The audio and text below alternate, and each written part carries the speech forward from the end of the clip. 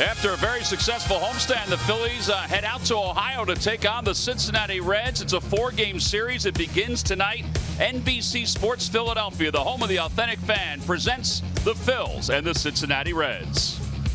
Well, the standings of the National League East find the Phillies now a game and a half up on the Atlanta Braves. They were off yesterday. They take on the Dodgers beginning tonight in a 4-game series. Washington won yesterday, so they remain 7 games back.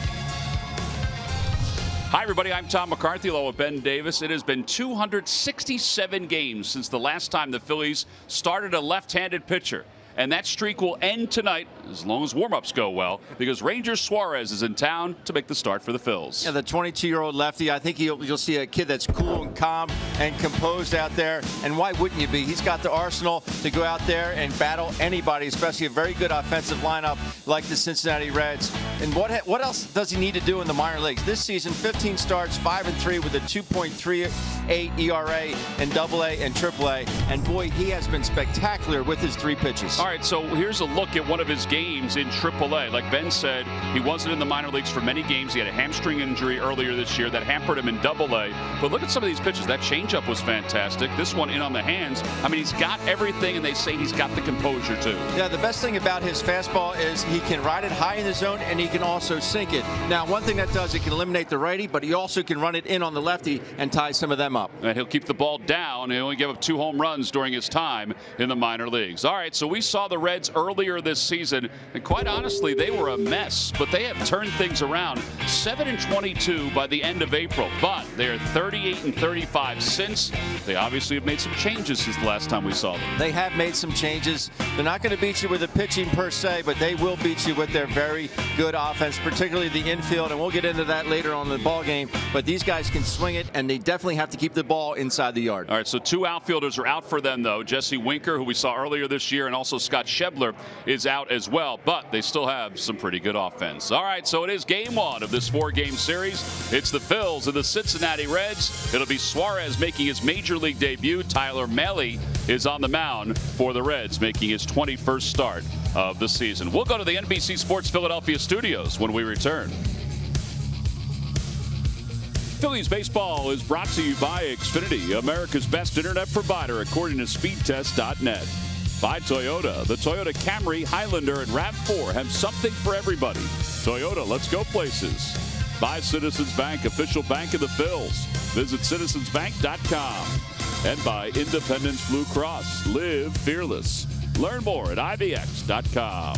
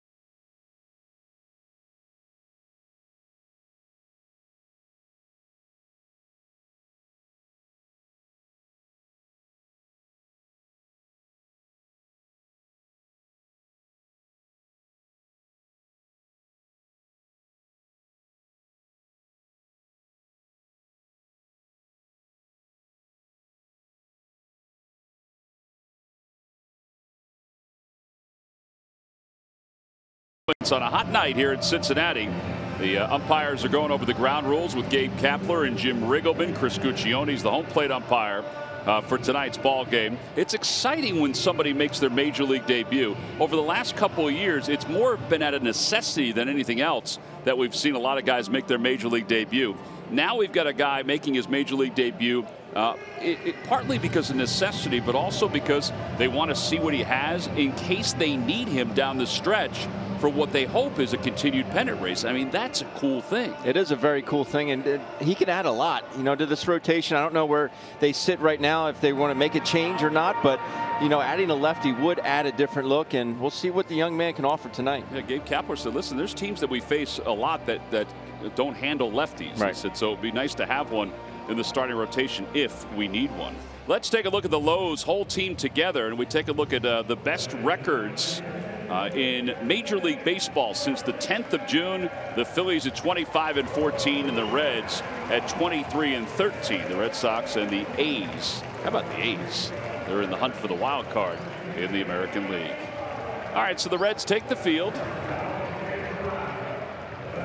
Let's take a look at the Phillies lineup. It's brought to you by Xfinity, America's best internet provider, according to speedtest.net. Well, the Phillies lineup has not deviated too much. We were wondering about Cesar Hernandez, but he is in there and batting leadoff for the Phillies. Rhys Hoskins bats second, Odubel third, and then Santana. Maikel Franco back up to the number 5 spot with Nick Williams hitting 6th, despite the fact he's having a really good month of July. And they will face the right-hander Tyler Mahle, who is 7-8 on the year with an ERA just over 4.5, I should say.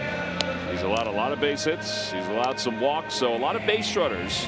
And this is really the problem for the Reds, even with their winning record, Ben. Their pitching, their starting staff, and their bullpen hasn't been up to their offense so far. No, it has not. This is a tough place to pitch at times, T-Mac. Ball will fly out of here. Tyler Mahle has been good in June and July, 4-2 with a 3.78. He does have a good fastball in the fact that he can ride it up in the zone. He's got, you talk about spin rate, he's got the spin rate. He can carry it through the catcher's mitt, not just to it. There's Jim Riggleman, who took over, the veteran manager of the Cincinnati Reds. This is his 13th Major League season as a manager. It's his 5th different team. You don't often see guys get 5 opportunities to manage in the big leagues, particularly a guy that hasn't done too much in the postseason during his career. But he's done a heck of a job here.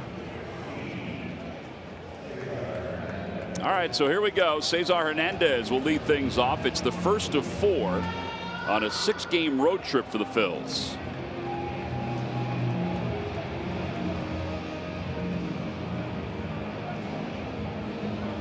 Cesar Hernandez will start it off. He was 0 for 9 in the series against the Dodgers.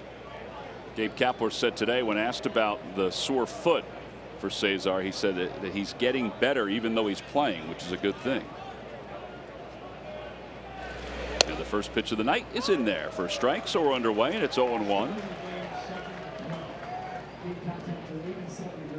Phillies are atop the division by 1.5 games, 7 over the Nationals. How about reports out of Washington today? We'll talk about that a little later on, that they may use this weekend as a gauge as to whether they're going to sell off their team before the trade deadline.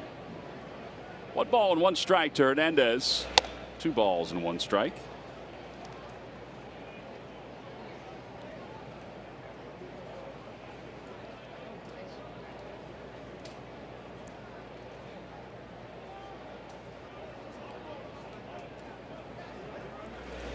Outside again, 3-1. Cesar is one of those guys that the Phillies have that is in the top 12 in walk percentage in the National League. He, along with Rhys Hoskins and Carlos Santana. One's at the knees, and it's 3-2. Part of it is what you're seeing right here. He just takes a lot of pitches. Yeah. There's Rhys on deck, waiting for his chance.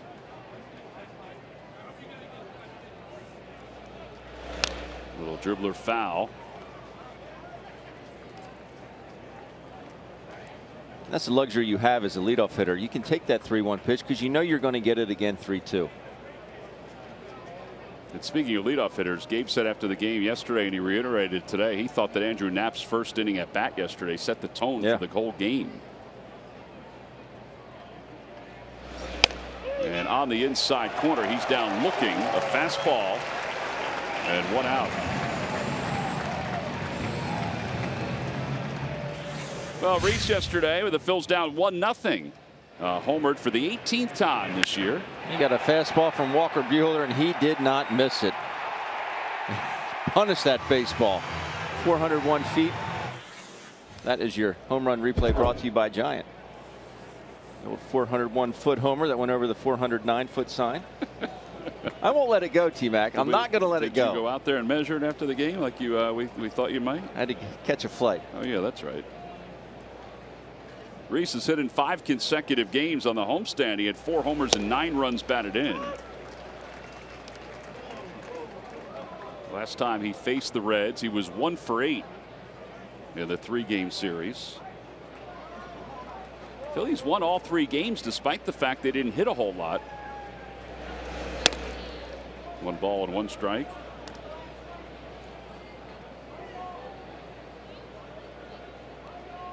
Those 3 games against the Reds, the Phillies won 6-5, 6-1, and 4-3 in 12 innings. So despite the fact they had a 182 batting average, they still scored 5 runs per game on average. And Reese provides us with our Geico quote of the day on the Phillies. He said this yesterday. I think we're past the narrative of, are we a good team? I talked to him about it last night when we were on the plane, and he said, I mean it, and I feel it, and I think everybody in the clubhouse feels it. And that's what you like about his leadership quality, and Reese does possess it. I know he's still a younger kid, but he is a true leader in that clubhouse, and people feed off what he says.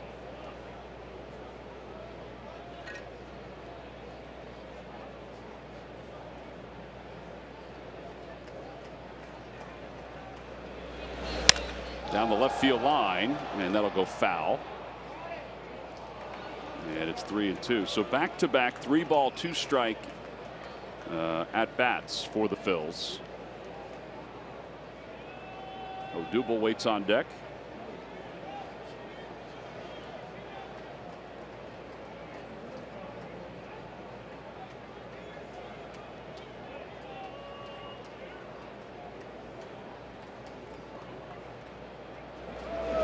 Change-up hit over the screen, foul. Actually, that was a fastball.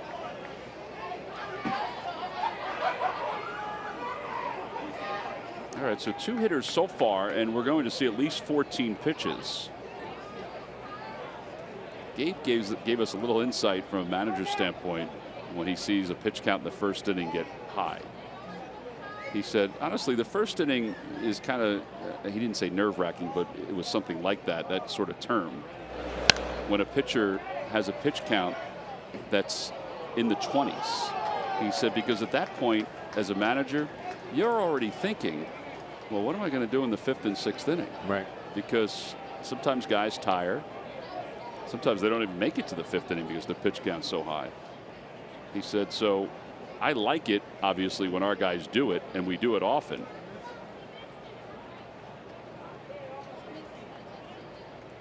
Three-two pitch. In the air to left field. That ball is crushed. And Rhys Hoskins has just given the Phils a 1-0 lead in the first inning of tonight's ball game. 19 home runs, 66 runs batted in. Not only do you win the battle as he gives Ranger Suarez a little lead here going in the bottom of the first, but you win the battle, you win it mightily. Going up top, put your team up. That stride is just so on time right now, T-Mac. It's soft. He's like he's landing on eggshells, and the hands are flying through the zone. Go ahead and do it, big boy. What a swing. Well, that's now 13 home runs since coming off the disabled list on the 9th of June. It's the 14th home run for the Phillies since the All-Star break. I think Cesar was saying, I thought I'd be on base for you. Well, that's another 3-ball, 2-strike, or I should say 2-strike home run for Rhys Hoskins. No balls and 2 strikes now to Odubel. And another home run that has either tied or put the Phillies ahead.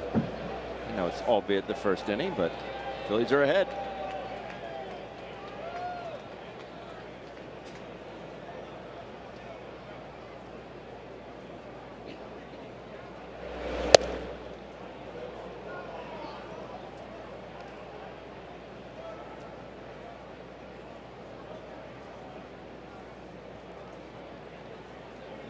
Odubel in the series against the Dodgers was 2 for 13. He had 7 hits and 2 home runs on the homestand. I think he broke his bat on that one as he floats it into the Phillies dugout. And it remains 1-2.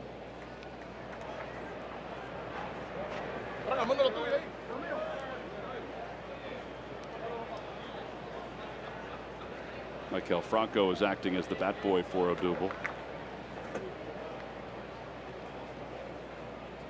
Michael can do it all. Yes, he can. I think he was offering one of his bats also.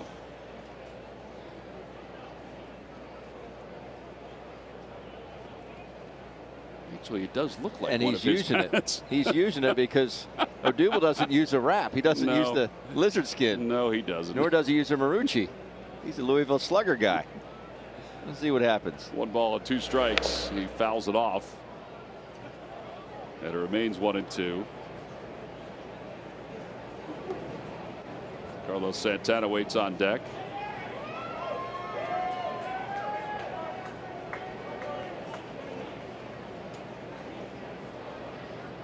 All right, so already 20 pitches in this first inning.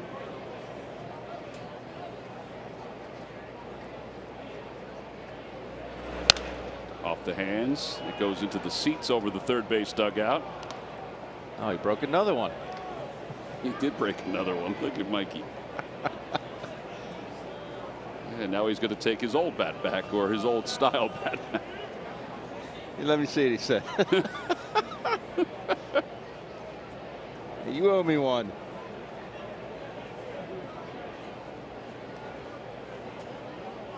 Use it in BP. You know, Odubel's stance, so his initial setup, he is very exaggerated. I mean, the chalk line on the right side of the batter's box is all worn out. He's very open. And I think he gets, he's open anyway, but I think he gets even slightly farther away with 2 strikes. Right. And you can see how far out he goes. And he floats that one off the glove and picked up on 1 hop by Peraza. And Odubel is safe at first. I don't know if he needed a slide, but he's in there. And it's an infield hit. And the Phillies have a base runner with 1 man down. Another good AB, and speed kills. You can smell that one. Didn't know if Peraza was going to be up in the air enough for Peraza just to get a glove under it and catch it. And Odubel continues to slide on top of the bag. I don't get it. So Odubel being Odubel. And we love him. He does make us laugh. I mean, even the fact that he went in and took one of Michael Franco's bats instead of his own. Carlos takes a strike. Santana 5 for 14 in the series against the Dodgers with 2 extra base hits, 3 RBIs. His overall average at 215, 15 home runs, 60 runs batted in.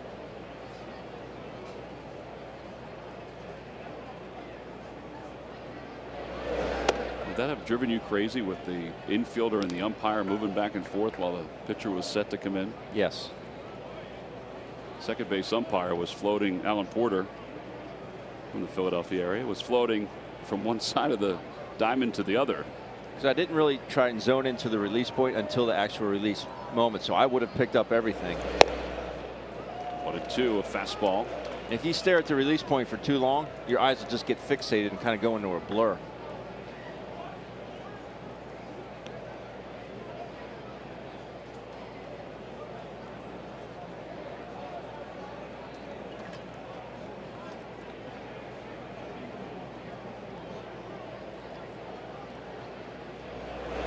In the air to right field. That's well hit.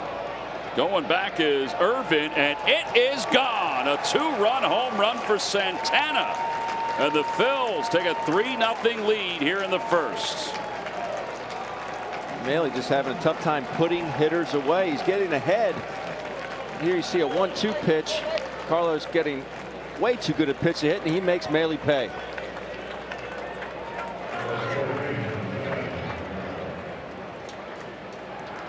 That is his 16th home run, 62 runs batted in. The extension. See that ball, the launch angle right off the bat. Thinking this ball's got to go, and it does. Some good things happening offensively right now, T-Mac. Yep. Franco has been one of the Phillies' hottest hitters here in July. He's hitting .318, which has raised his average to .271 with 15 home runs and 50 runs batted in.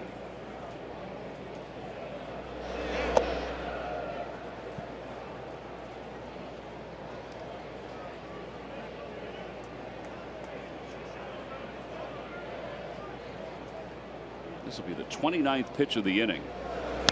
And a good pitch to hit, and he fouled it back, and it's 1-2. Ranger Suarez is thinking, all right, a 3-run lead in my major league debut. It's pretty sweet. Well, he's not going to change the way he pitches, but it is nice to have a little bit of breathing room for the young 22-year-old.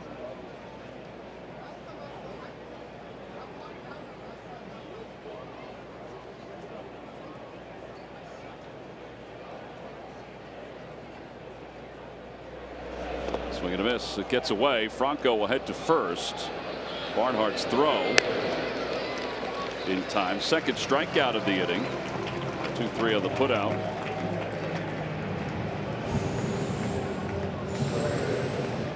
And here's Nick Williams.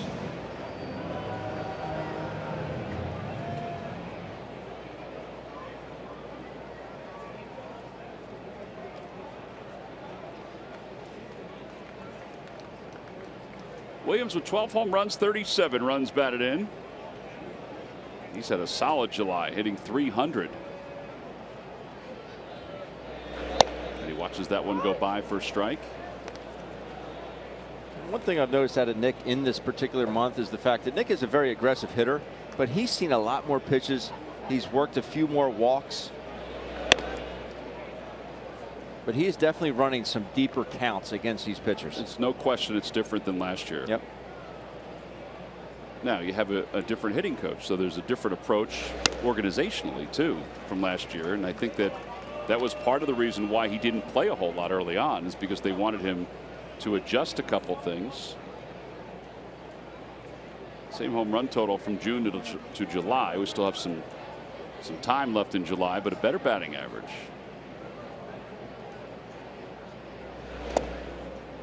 2-2.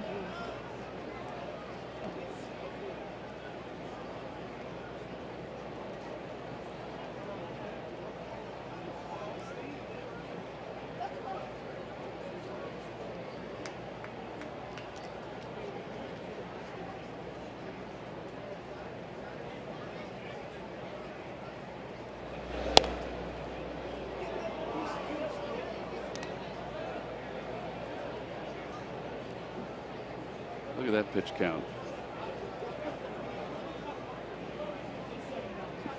Chris Guccione's the home plate umpire. Bill Miller's at first. Alan Porter at second. Nick Marley's over at third. And a ground ball foul.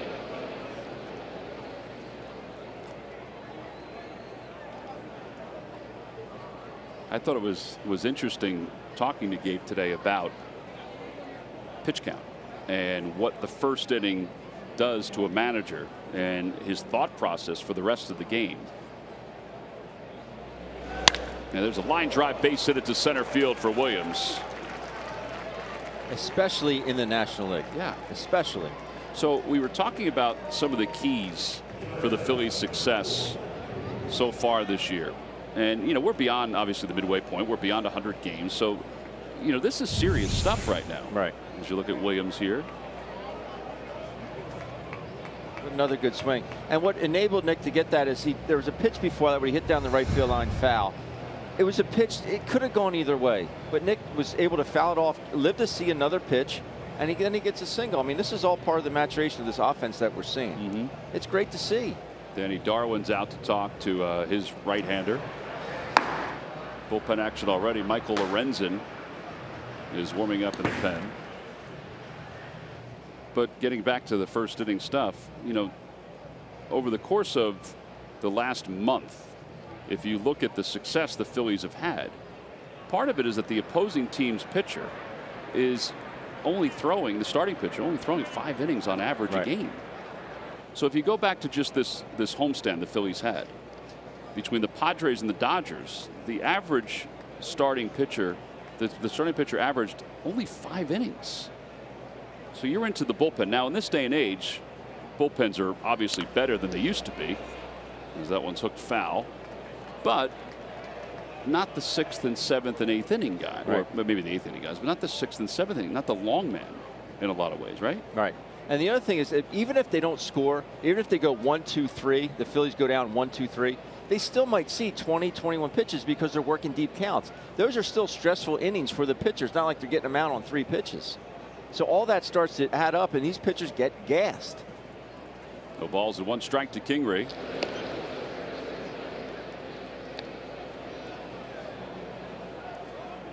Kingery yesterday, opposite way. The slider there off Walker Buehler. Just gets enough of it. 0-2.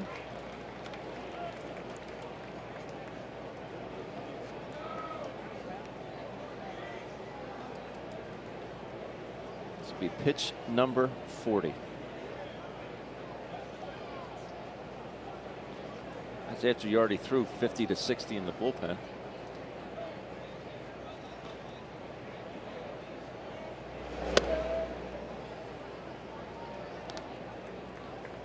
Ben, what are you doing? You look really small. I'm squatting. Am I allowed to squat? No, you can squat. It's part of your training to get back on the field. Here's my little friend.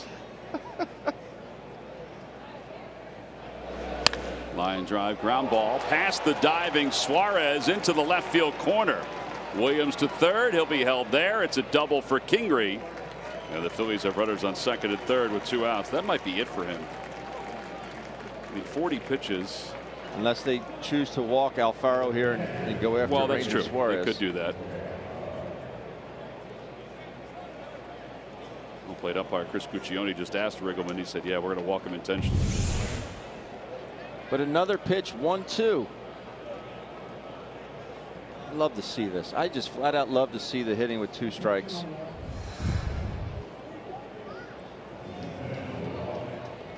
Who would have thunk that Ranger Suarez would make his first big league at bat before? Yeah, and he's a guy who hasn't had many plate appearances in the minor leagues. It wasn't until this year that he actually went to the plate. Before he throws his first big league pitch, he'll get his first big league at bat.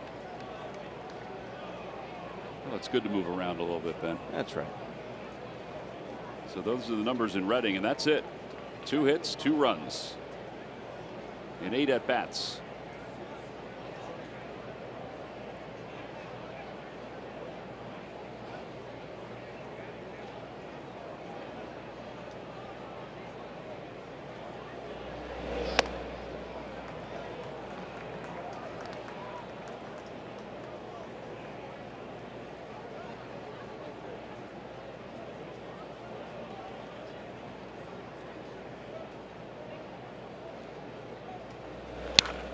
Oof. Took a healthy hack. Got it loose. 1-1. Don't hurt yourself.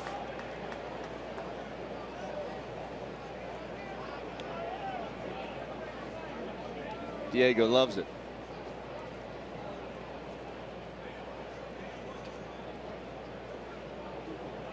Williams, Kingery, and Alfaro on the bases. 1-2.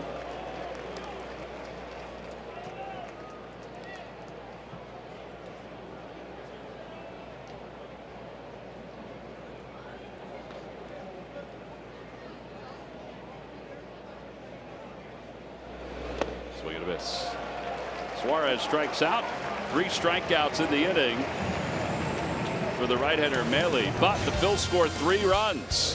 Rhys Hoskins drove in the first one with his home run, and then after Odubel singled, Carlos Santana went out to right field. 3-0 Phils as we go to the bottom of the first.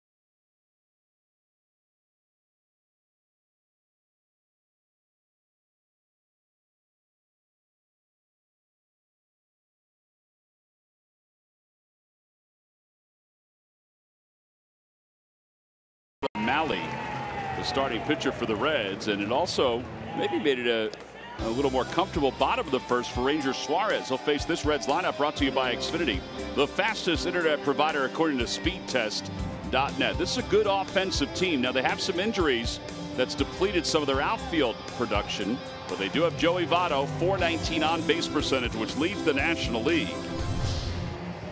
And here is Ranger Suarez, the 22-year-old, who the Phillies signed as an amateur free agent in 2012. Those are the numbers in the minors this year in 15 starts, 66 strikeouts, and 90 2/3 innings of work. I'm excited, T-Mac. I am. Scouting report 90-93. He'll sink and elevate that fastball. The curveball has been a very good pitch. Sometimes it ends up being more of a slurve, but I'm excited to see Ranger Suarez pitch. There's just something about a lefty. The way they carry themselves, it's different. Yeah, and a lot of folks that have watched him pitch just say that a lot of it is he's unfazed by a lot of what's around him. Joe Jordan talked about that today, and Gabe talked about that as well with the footage that he has seen of Ranger Suarez, and the little bit he was around in spring training.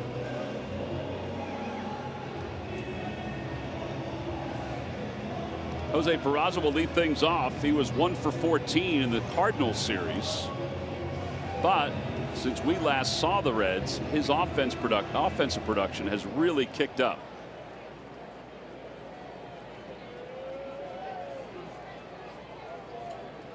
In fact, here in July, hitting .351. First pitch in there at the knees. It's 0-1.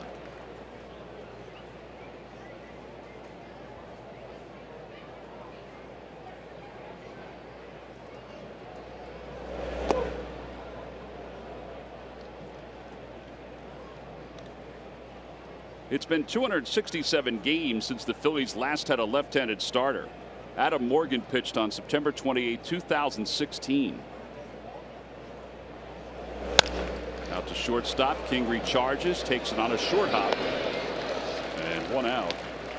It's the longest streak in club history for the Phillies between starts by a left-hander. It's not the major league record, though. I was surprised to see that the major league record was 681 games. Goodness. But get this, the Los Angeles Dodgers from 92 to 97.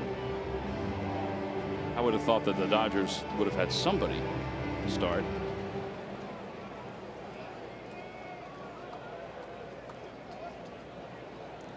Scooter Gennett, an all-star this year, takes a strike. It's 0-1. And rightfully so, an all-star.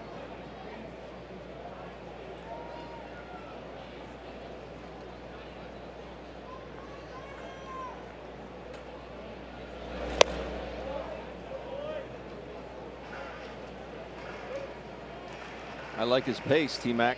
Yeah, I think we've seen that with a lot of the young pitchers coming up, and that they have they've been moving pretty quickly.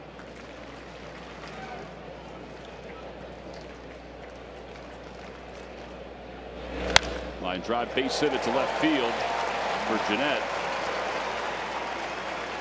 Started the post All-Star break 0 for 14, but is now 4 for his last 5.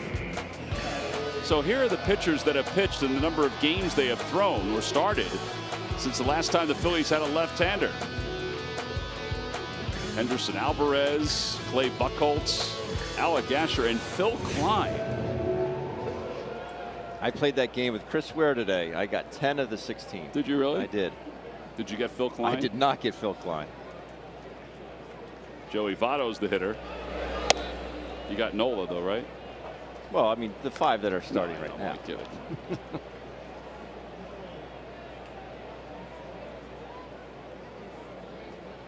Votto hitting .281, 9 homers and 50 runs batted in. Out to left center field. Hoskins is near the track. Gennett's tagging from first. He's heading to second and then stops. And a good throw in by Reese. 2 outs.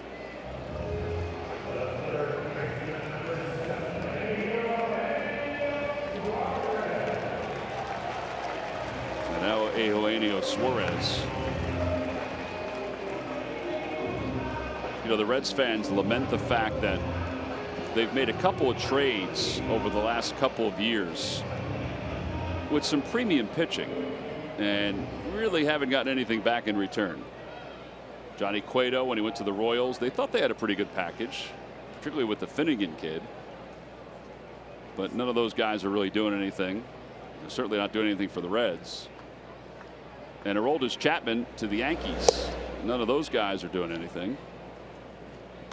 Time now for our Nissan upgrade. Upgrade to the technology of tomorrow today. And we compare the two third basemen, the Phillies' Michael Franco and Suarez, and where they sit with specific numbers. They're WOBA, second for Suarez, fifth for Franco. The isolated power, which a lot of people are pointing to instead of slugging percentage in some ways, you know, they're both in the top 5 with that. That sort of eliminates the single when you're looking at numbers. And they're both in the excellent range for that. Outside 3-0. Michael has certainly turned things around. And there are a number of other categories where they're in the top 5 as well.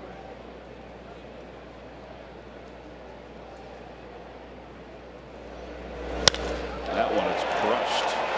It's not coming back. It's a 3-2 game. 2-run home run for Suarez.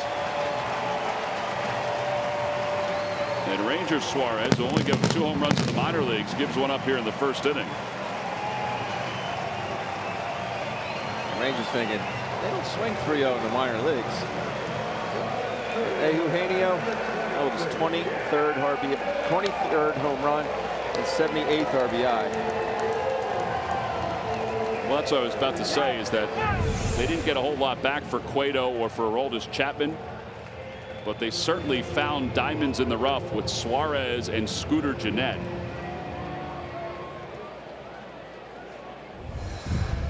That is a powerful short swing there by Suarez. Here's Duvall. And there's a curve. It's 0-1.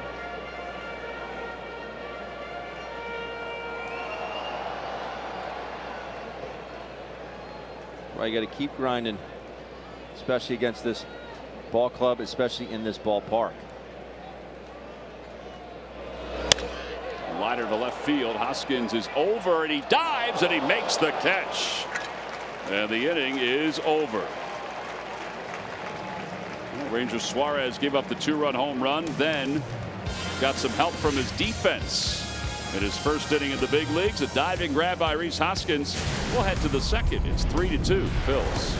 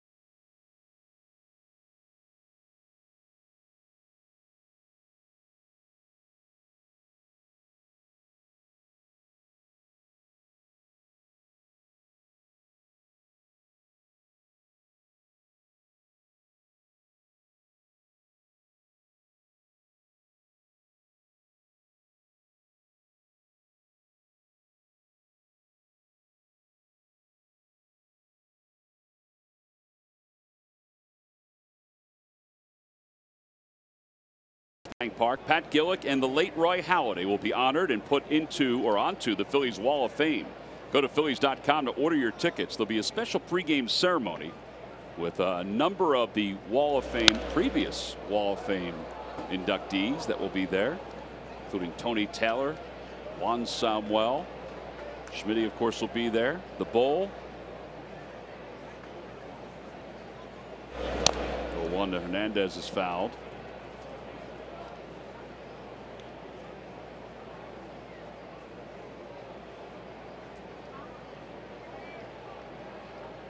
You surprised that Malley's back out there? Not after they got the 2 back, no. And to be honest with you, he's kind of lucky he only gave up 3 in that first. Yeah. The way they were swinging the bats. Go back and get a couple more here. 2-2.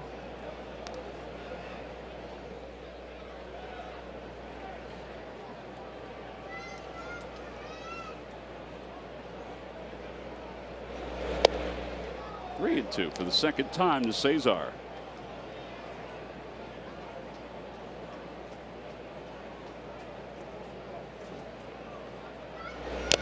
And Cesar fouls that one in and out of the glove of Barnhart.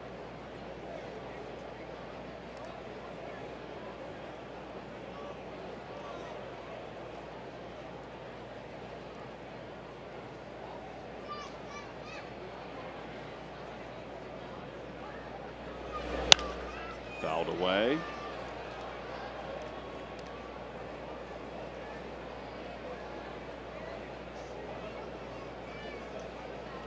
Hoskins waits on deck.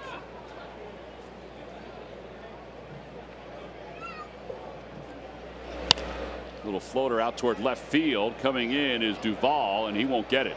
It drops for a hit. A little surprised he didn't dive for that. Yeah, ball. Big time. Cesar's happy. Well, that'll bring Rhys Hoskins up.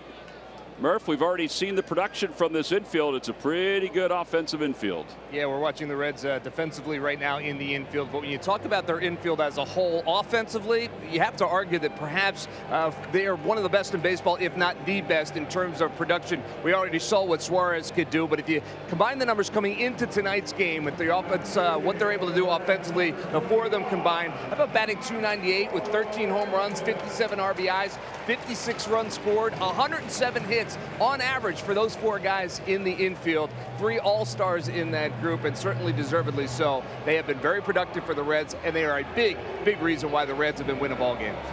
Yeah, no doubt about that. We said even with their outfield banged up, with Schebler on the DL and Winker on the DL, you still look at their offense and think, man, they've got some talent. Well, we got a pitching change. Michael Lorenzen is in. We'll take a break and be back after this.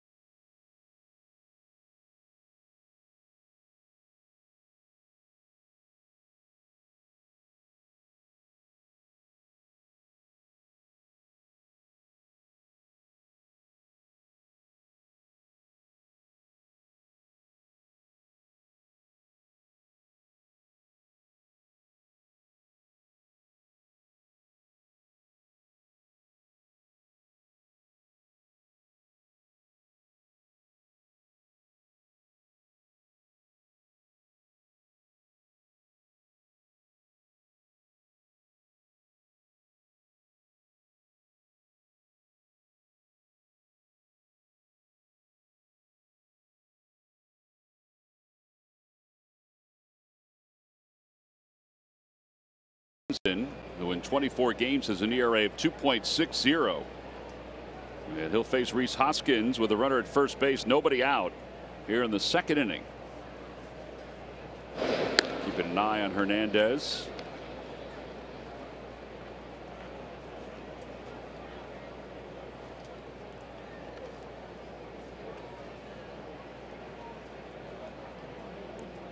Mahle an inning plus 6 hits. His last 2 starts before this one, he was 0-2 with an earned run average of 12.38.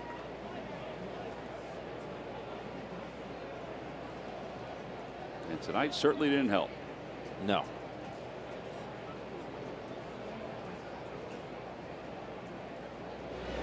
Inside 2-0.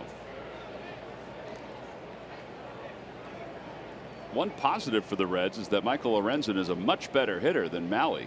He's a very good hitter. If he's still in the game when his spot comes up. That one's in there, 2-1.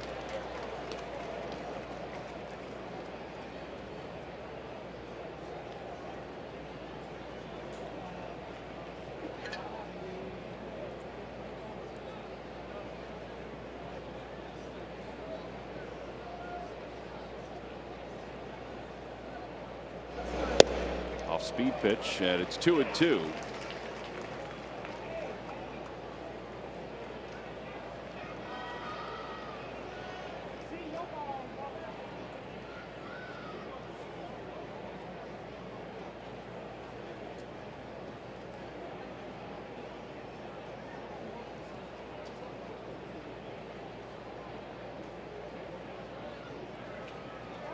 That was actually the slider from Lorenzen. Fastball 94-97. That was it right there. Slider and a changeup 85-88. He hasn't thrown the changeup all that much. Also mixing a cutter from 89-92. So 3-2 to Hoskins. And a throw over to Cesar. Hoskins home run powered by StatCast AI, or excuse me, powered by AWS StatCast AI. 397 feet. Exit velo just under 102. Swing and a miss. Lorenzen gets a strikeout. And 1 out here in the second. That brings Odubel up.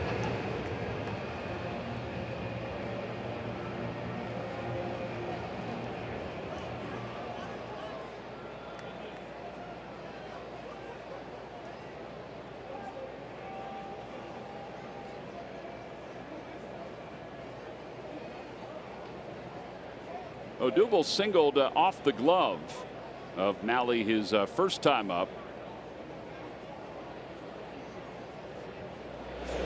Came around to score the home run by Santana.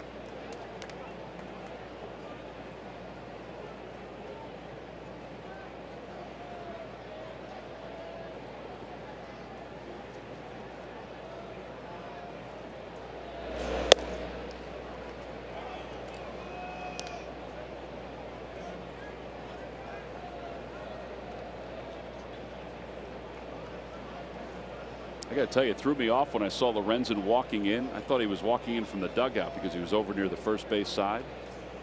Because every other year we've been here, the Reds bullpen has been in left center field, but they've moved it to right field. Phillies bullpen is now in left center. There's the Reds bullpen. That used to be the visitors bullpen.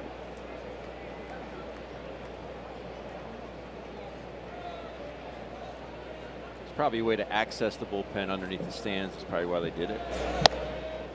I think the reason that, I could be wrong, that it was in left center field was because they wanted to keep an eye on what was going on out there, but you can't really see anything anyway.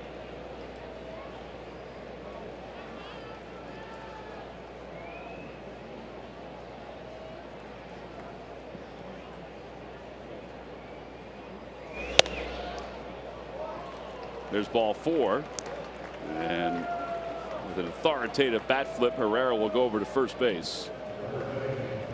This is Carlos Santana's second time up. His first time up, he did this. It's a 1-2 fastball there, out over the plate.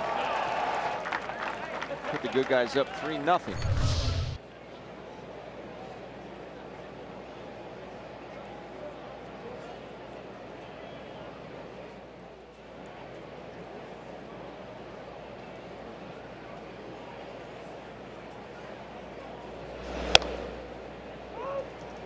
To Carlos.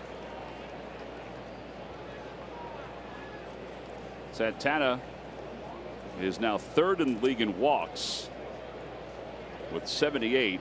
Votto's climbed past him for the second spot. Harper's number 1. Change up low.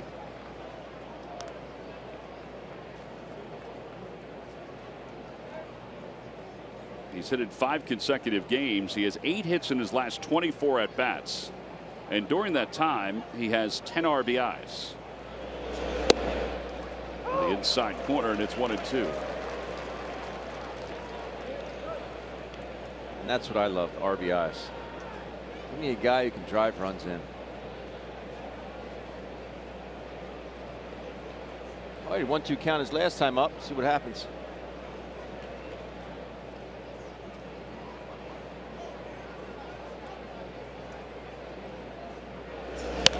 Spins this one foul and out of play.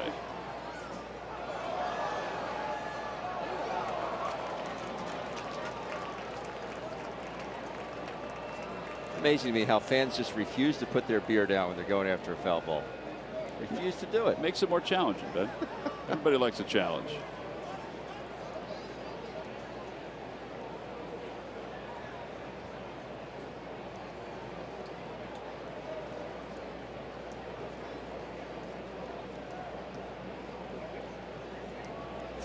Swing and a miss. 2 strikeouts for Lorenzen. All 5 outs so far. First 5 outs, I should say, are all strikeouts. If you're not one of the thousands of authentic Phillies fans who stream the team, what are you waiting for? Watch your first place Phils around the house, at the beach, and just about anywhere in between. Download the NBC Sports app and always stay connected to your Phils. 2 outs, and here's Franco, who struck out his first time up.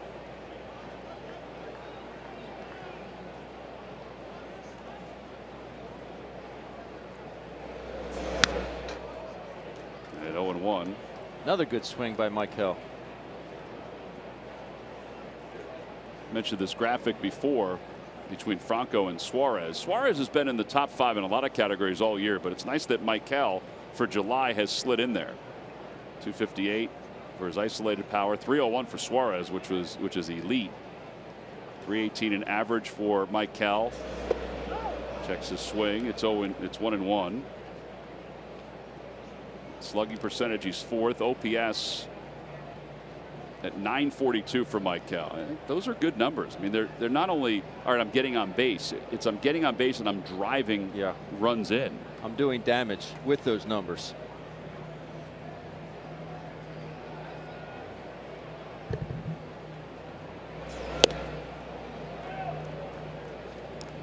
I believe that was the cutter there.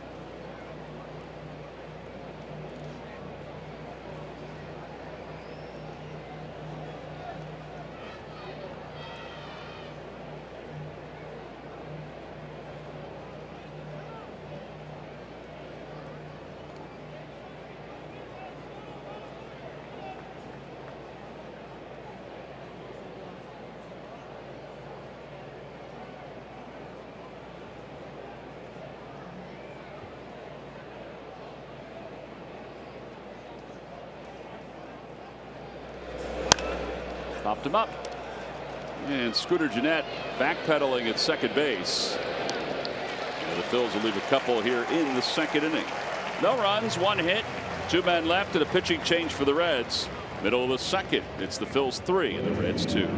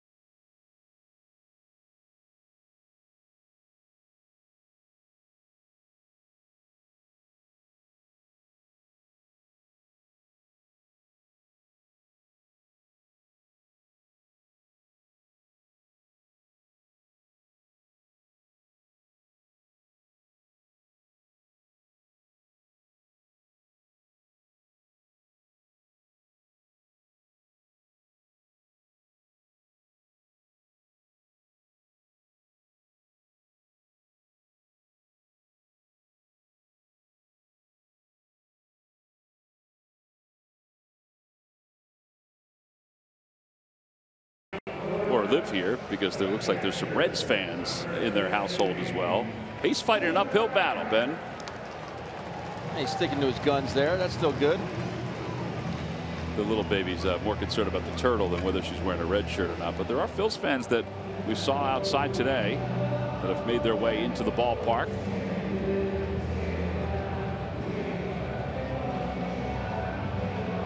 Enjoying some of the grub here at Great American Ballpark. We walked over today with Kevin Jordan, who's doing radio, and he's wondering where Riverfront was. Well, Kev, it's an apartment complex now and a parking lot. We're basically next to where Riverfront Stadium was for all those years. Tucker Barnhart, the batter, and it's 1 ball and 1 strike to Barnhart.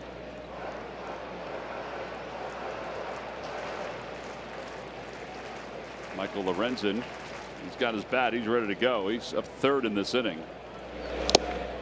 1-2. I like that. He missed with a changeup on the 1-0 pitch. I'm sorry, on the 0-1 pitch. Missed with a changeup. Comes back with it. Made the adjustment.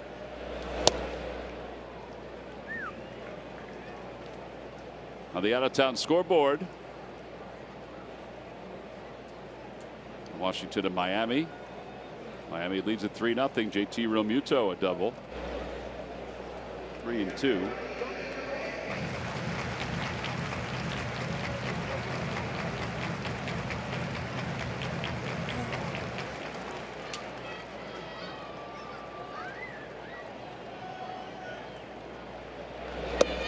And a strike 3 call.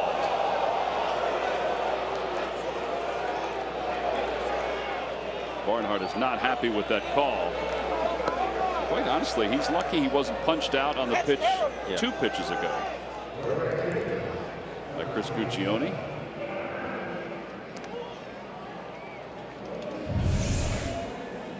Take a look at pitch cast here.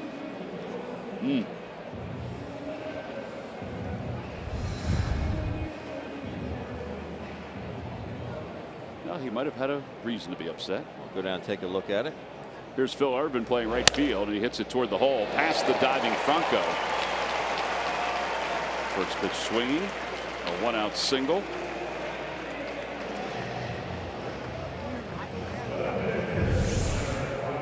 Here's the first career strikeout for Ranger Suarez.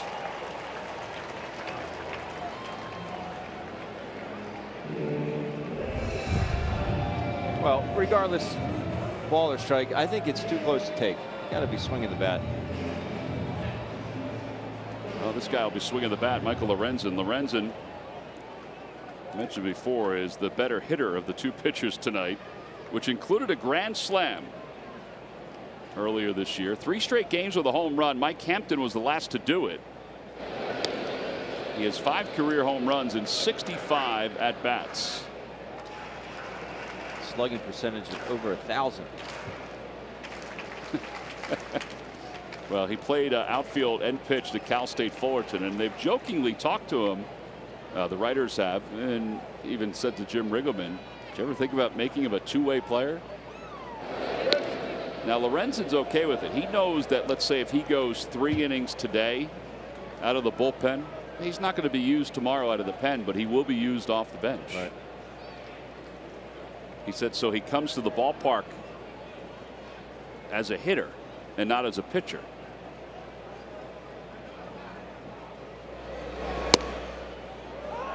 1-1, a 92-mile-an-hour fastball. Did he put his hitter's cap on? Put his hitter's cap on, Ben. Puts a sleeve on his arm, keep it nice and warm and loose. It's a mindset, Ben. That's right.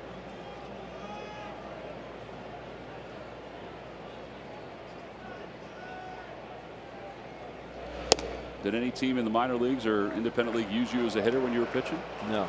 Really? I didn't want to. Really? I had enough. You were afraid if you hit a home run, you'd say, I could do this again. No, that wasn't my concern.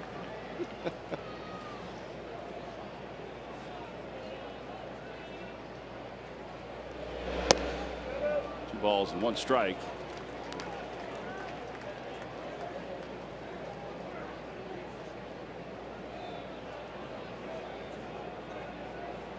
Billy Hamilton is on deck.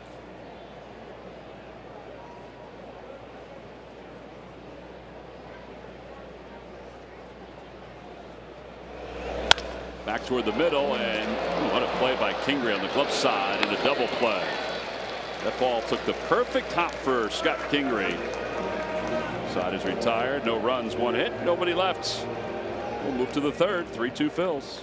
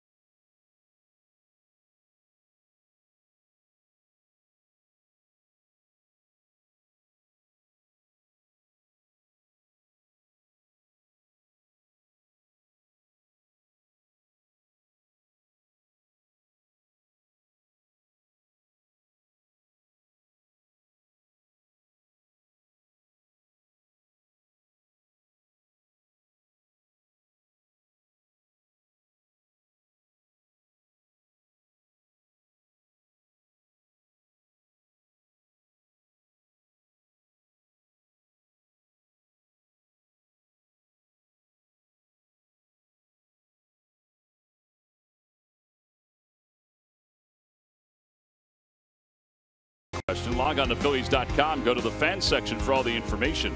And please submit your answer on the subject line. Ben, the question is, which two Reds won back-to-back Sporting News NL Comeback Players of the Year awards in '95 and '96? We're talking Sporting News, Ben. The answer will be revealed a little later on. Should go check the hallway. That seems like a. I think there might be a picture up on the wall. A picture in the hallway that John DeSangro found. So if you excuse yourself to use the facilities, we'll know what you're doing. You're doing research. That's right. Did you used to get the Sporting News in the mail? No. Sports Illustrated? No. Did you read when you were younger? No. Okay. Answers a lot of questions, Ben. Got the Daily Times. That was it. There's Nick Williams to lead things off. It'll be Williams, Kingery, and Alfaro.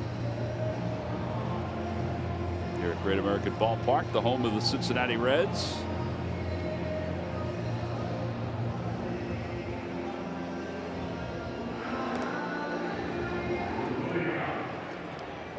Phillies against the Reds recently. They're 55-40 since 2004. 21-23 here, and 17 games over 500 at home, including sweeping the 3 games earlier this year when Jim Riggleman was the bench coach. And Brian Price was the manager. Probably see Brian Price back in the big leagues next year as a pitching coach, I would think. I just texted BP. The end of last inning. Let him know I was thinking about him. My pitching coach in Seattle. A great man. Absolutely great man. Great baseball man. 0-2 to Nick.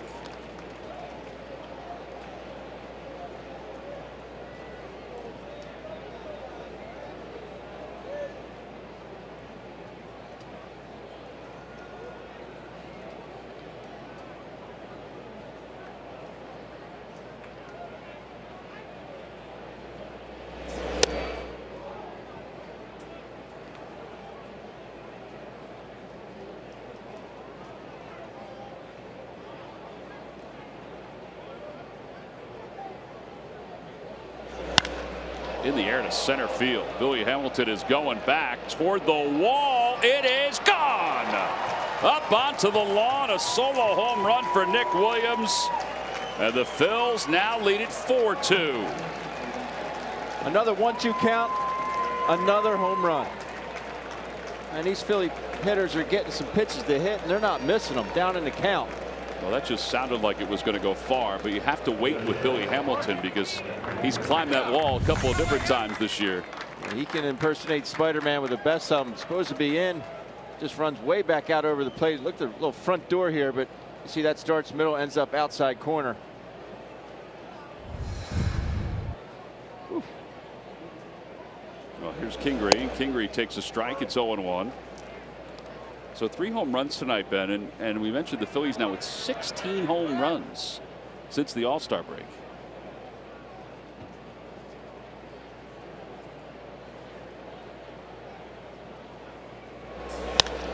That one's hit in the air to left center field. Going back on it is Duvall, and he's going to have room as he's on the track.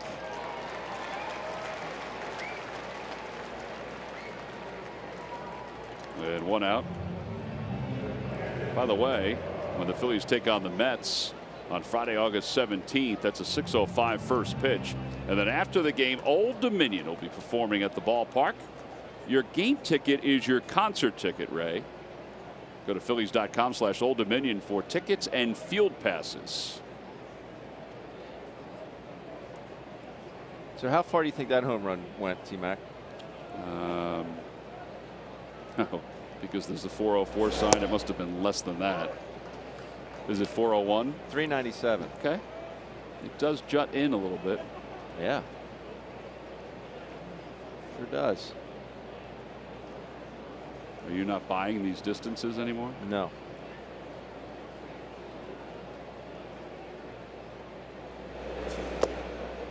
One and one to Alfaro. Bottom line is it went far enough.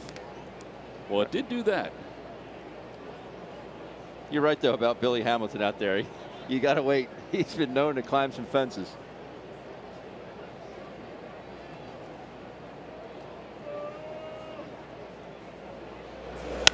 Off the hands out to right field. Phil Urban out there. 2 outs, and here's Suarez up for the second time in the first 3 innings.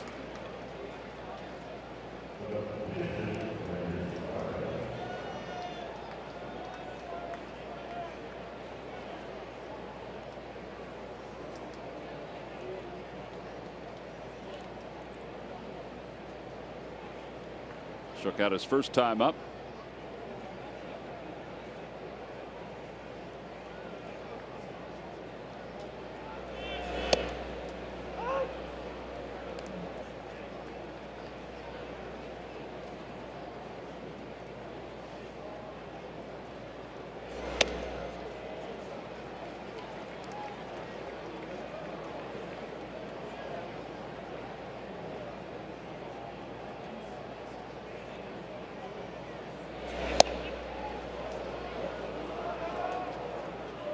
Sure if Barnhart's going to be happy about that behind home plate.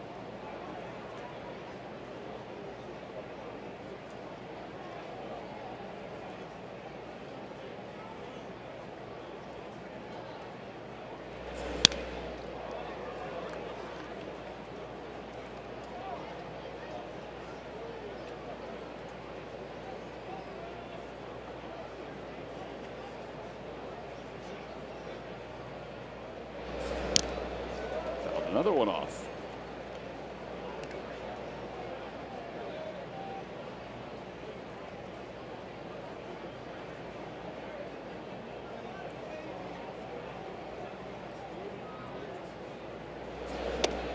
Last year the Phillies were here to open the 2017 season. Of the 13 players, and Gabe wasn't even here, Pete was here, 13 players the Phillies had play today. 7 are gone. Pretty big turnover, but that turnover really happened during the season last year, and obviously some additions this year too, like Kingery and Santana this past offseason. And the 2-2 pitch. It's 3-2.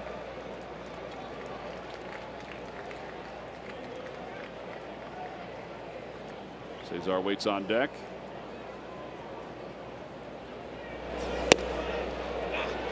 Strike 3 call, so Suarez is down looking. That'll wrap up the 3rd. The Phils get a run on the home run by Nick Williams. Middle of the 3rd, it's the Phillies 4 and the Reds 2.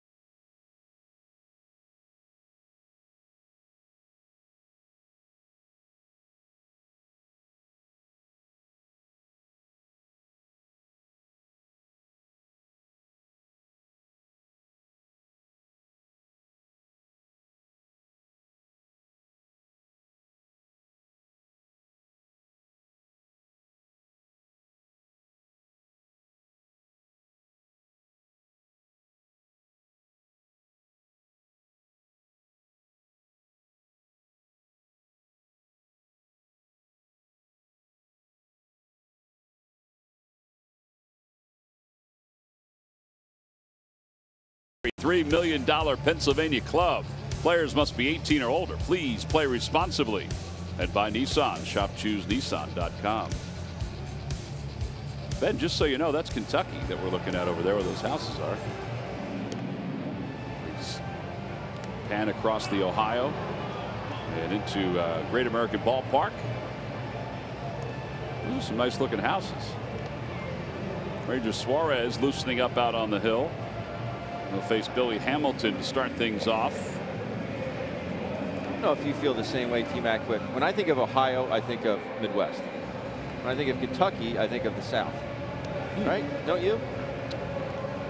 It's an interesting way to put it. And it's literally, I mean, we're just showed it's right across the river. Right across the river. We landed in Kentucky. But that's the way I look at it, or think in my brain. Well, let me see. 1, 2, 3, 4. Jamie's probably in the back. There's 5 folks from the area. I will say no.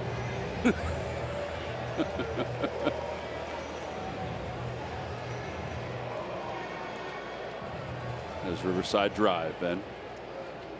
University of Kentucky in the Southeast Conference. Just saying.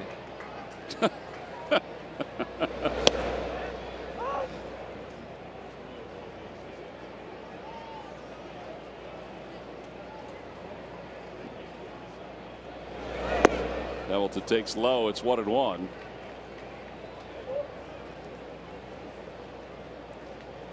Louisville's in the ACC, so I guess, you know, could be right about that. Little tapper back to the mound. Suarez throws him out.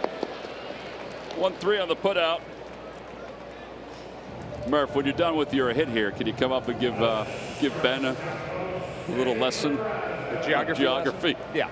We can do that, but we're going to talk a little history first, if that's okay with you, because I have compiled a list of things that have happened in the world since the Phillies started a left-handed pitcher. So the Eagles won the Super Bowl, we know that. How about Britain voted to leave the European Union? That's big doings in the world. Vince Scully retired, we know. The Cubs and the Astros both won a World Series. Bob Dylan won a Nobel Prize for literature. Did he show up? Yeah, I don't know if he showed up or not. I didn't check that far into my list. Brooks Koepka not only won 1 U.S. Open, he won 2. And, well, Black Sabbath played their last live concert. I'm sure you knew that, Tom. And, Tom, you turned both 49 and then turned 50 during the time before the Phils started another left-hander, which they're doing tonight. 267 games have gone by since the Phillies started a left-hander. That was Adam Morgan back on, September 28, 2016. And Ranger Suarez tonight. So there you go. There's your little history lesson. I was not the only one that aged during those years, just so you know. That's true. But you hit the big 5-0, so I put it on the list. Well, I appreciate that. Yeah. 2 balls and 1 strike to Peraza. And he lifts it out to right field. Fairly deep but playable for Williams. And 2 outs. Can I get Greg Murphy's view on it? Murph, when you think of Ohio, what do you think of? I think of the Midwest. Right. When you think of Kentucky, what do you think of? I think it's adjacent to Ohio. Just like North Jersey, the same as South Jersey, right?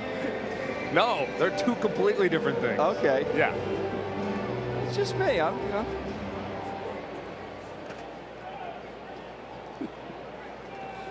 know. 2 outs, and here's Scooter Gillette.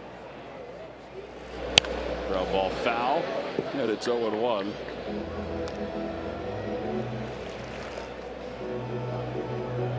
I'm surprised Murph didn't put our list together that we gave him. Yeah, I don't think that would have been good for television. We were very helpful with Murph. Broke his bat out to shortstop, backhanded by Kingery, and a throw across the diamond. That's a good inning from Ranger Suarez. 1, 2, 3, go the Reds. We have completed our first 3 in Ranger Suarez's major league debut. We'll head to the 4th. It's 4-2 Phillies.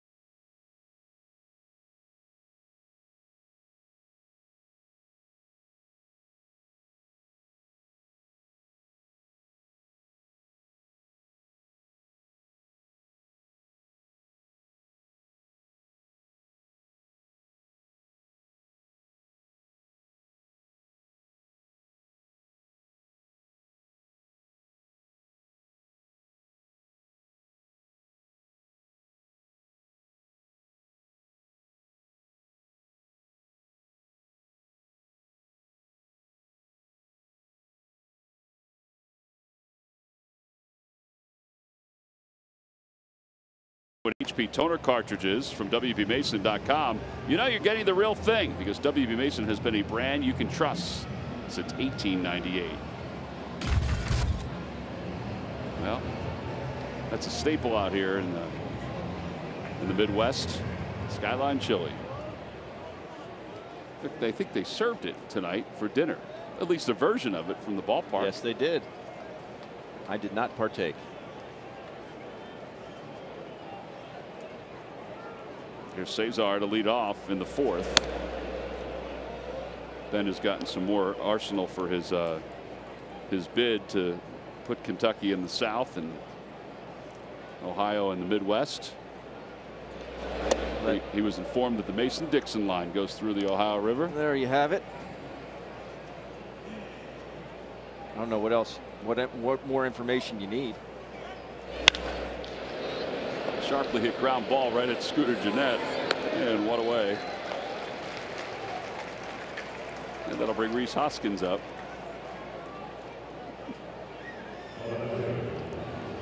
And the state of Kentucky owns the Ohio River. What does that have to do with anything?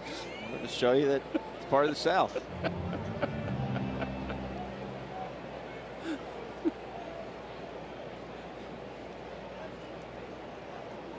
Rhys Hoskins is coming up. He's 1 for 2. The Mason-Dixon line. I don't know how else. Want me to spell it out for you?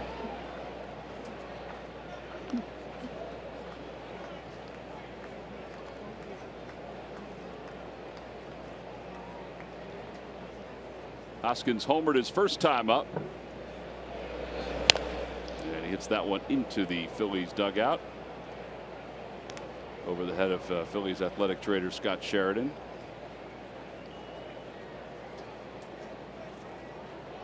They play Rhys to pull on the infield.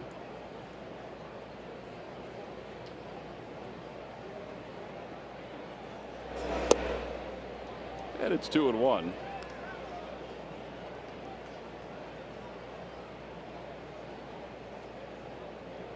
Phillies have 3 home runs in tonight's ball game.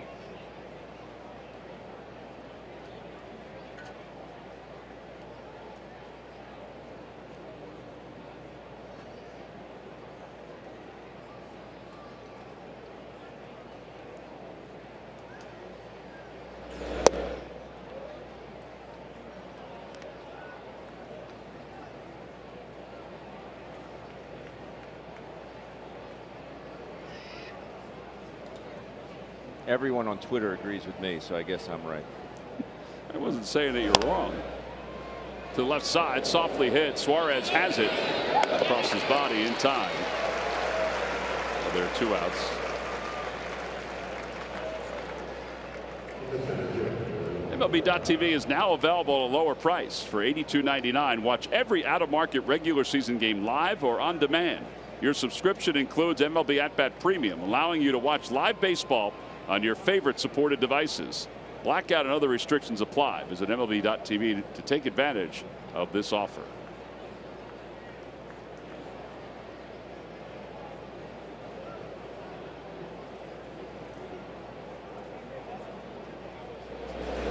Phillies now have 3 games since the All-Star break where they have 3 home runs or more. They had a game against they have 2 games against the Dodgers where they had 4 home runs and 3 home runs.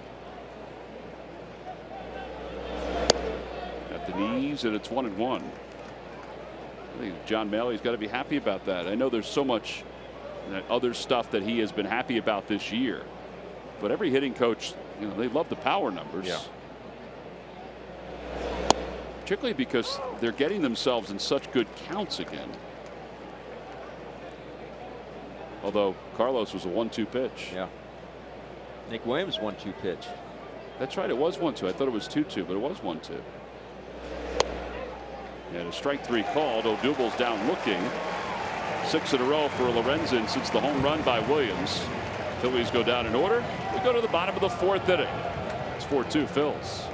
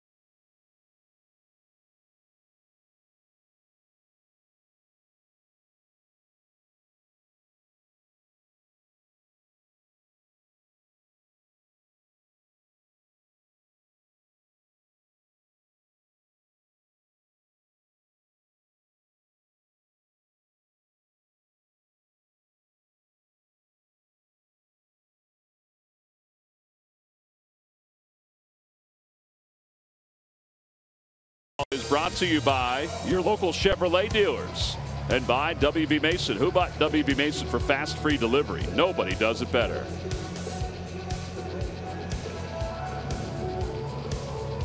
Bottom of the fourth inning, Ranger Suarez has a 2-run lead to work with. He'll face Joey Votto, Eugenio Suarez, and Adam Duvall.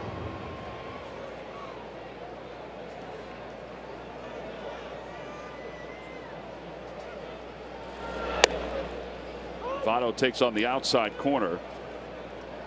Among first basemen all time, Joey Votto has the highest on base percentage in baseball history. A .427 on base percentage. His batting average, career batting average, is 12th at .311. He's tied for 7th right now in walks for first baseman with 1,075. 2-1. Now, active leaders, he leads Mike Trout with that .427 mark. But think about some of the players that he is all time ahead of as far as first baseman goes. Takes a breaking ball, and it's 2-2. He'll never be among the leaders in home runs. It's just not his style. Right. That's okay, though. But he has 1,075 walks, tied for 7th. The record for first baseman all time is Stan Musial with 1,599. And a strike 3 called. Votto's down looking. I don't think he agrees with it. What gave it away? And there are 2 outs.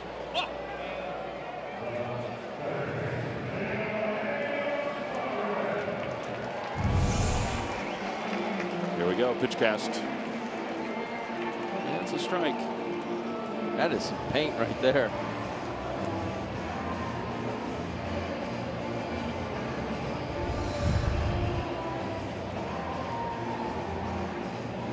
Suarez homered his first time up. Really nice job by Alfaro right there, presenting that to Chris Guccione. Strong hands on that particular pitch there. Take a look. See how he's down, and watch how his mitt doesn't move. He just holds it right out in front, gives Chris Guccione a good look. Whack! Doesn't move. That's some strong hands right there. Now that goes under the category of framing, right? Correct. So they've worked a lot on framing for catchers, particularly the Phillies. And he has had an opportunity to frame more pitches than, according to Baseball Prospectus, more pitches than anybody else in the National League. So I guess they gauge it by just the movement of the glove. I mean, and I know sometimes they might miss 1 or 2, or they might have a different definition than other places with it, but according to them, he's had more of an opportunity to frame. There's ball 4. The base runner, and Adam Duvall is coming up. Most people call it framing. Most of the time I call it presenting. Yeah. Like how you present it to the umpire. Framing, when I think of framing, I think maybe you're trying to steal a pitch, or I just want the umpire to get the very best look at it that he possibly can. Where am I going to catch it? Am I going to try and get it out in front more? I'm going to let the ball get deeper. Say it's a high breaking ball. I might let that pitch travel so he doesn't see me reach up with my mitt. It's how you present it to the umpire and to give him a better look. Duvall lined out to left his first time up on a fine play by Hoskins.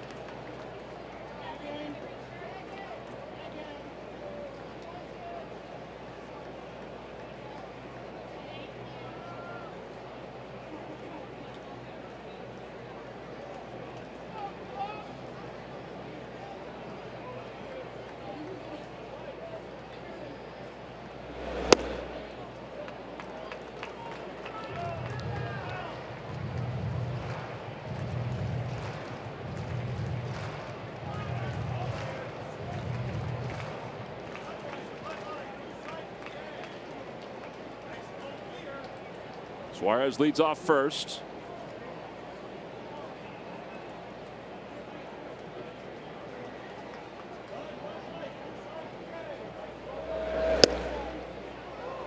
Does have some nice movement on that curveball. I think you're right, though. I think it at times is more like a slurve. He throws it pretty hard. The ice cold beer. Bud Light, Goose IPA.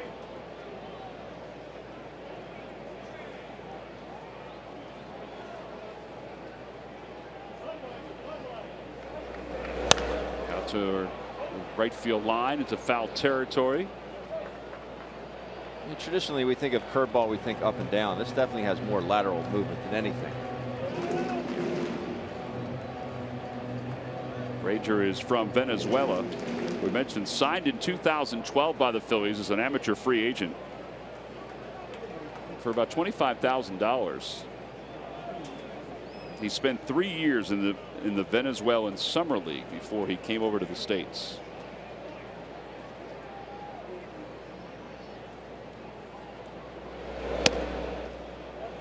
And now 3-2. The curveball stage just a bit outside.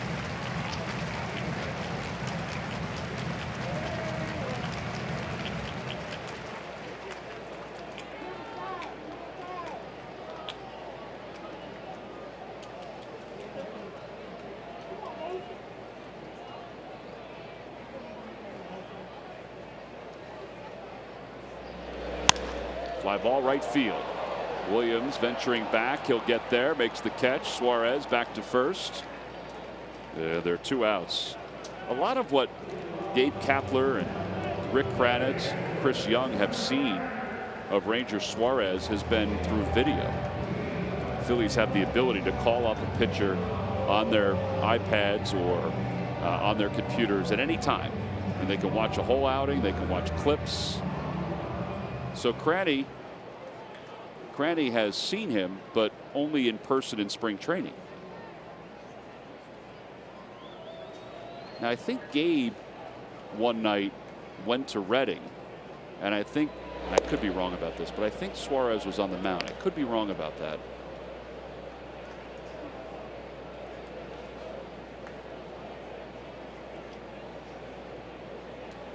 One of the last off days you saw Gabe up in Lehigh Valley. I did. Was pitching that night. It was Drew Anderson. Okay.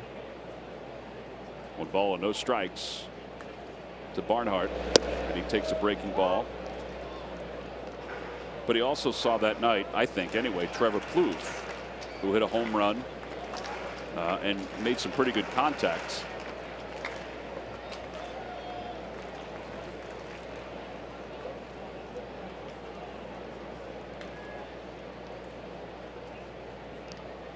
One pitch. Barnhart fouls it off his leg. Good spot there.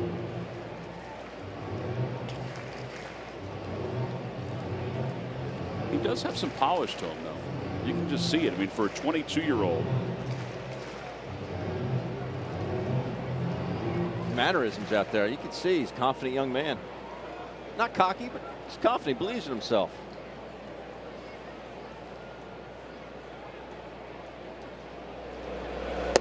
One gets away, and it's 2-2. That was, I think it was a changeup.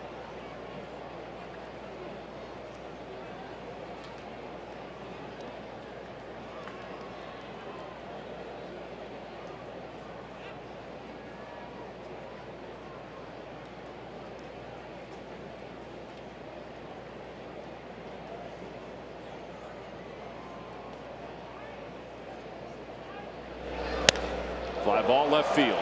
It's pretty well hit. Hoskins going back toward the wall. He jumps, and it is gone. And we are tied up at 4.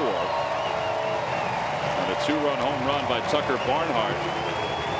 So Suarez has given up his 2nd home run of the night.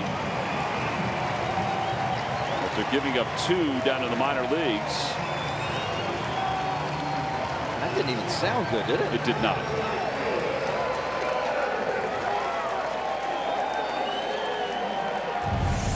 Just didn't sound good. It sounded like it was a ball full of mush off the bat, but You got enough of it. New ball game.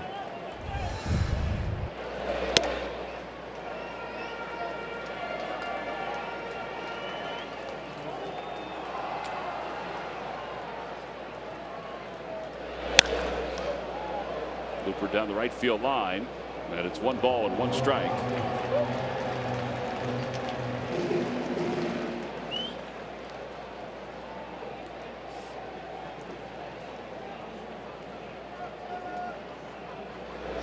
Swing and a miss.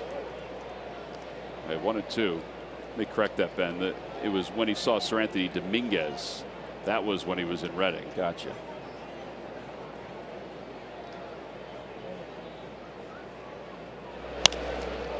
Little bloop out toward right field. Williams coming in, and he'll get there and make the catch. But the Reds have tied it up with a 2-run home run. Their second 2-run home run of the night. We played 4. We'll go to the 5th inning. Phillies and the Reds even at 4.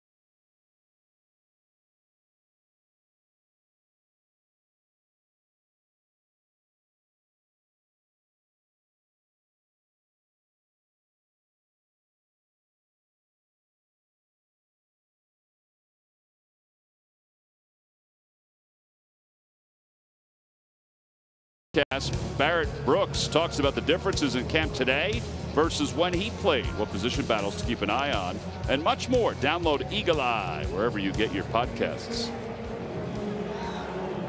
Top of the 5th inning, we're tied up at 4.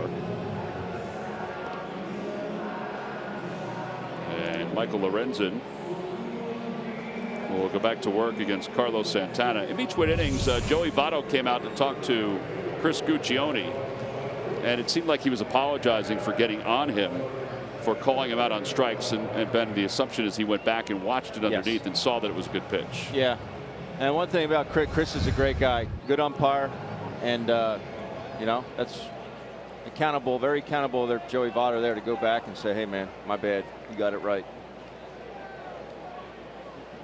Well, Carlos Santana is 1 for 2. He homered his first time up, struck out his last time. So we start the 5th anew with each team with 4 runs.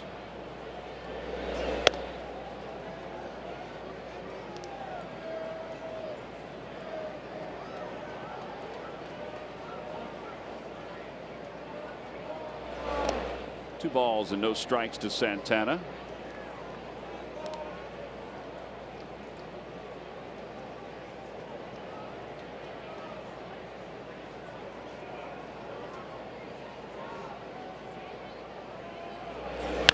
That one's hit out toward right center field, and Irvin will slide over.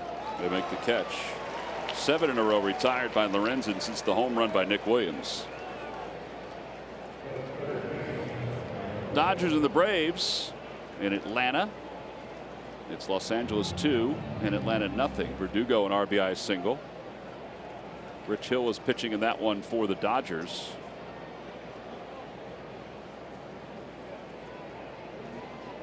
Phillies lead the Braves by a game and a half.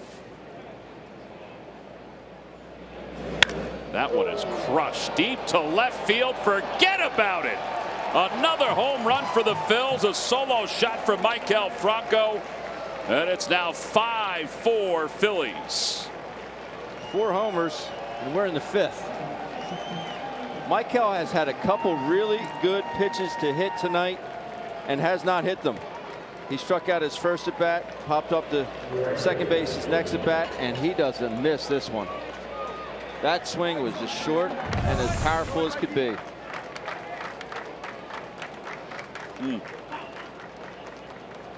But effortless. That swing was effortless. Somebody threw the sunflower seeds up a little too soon in the dugout.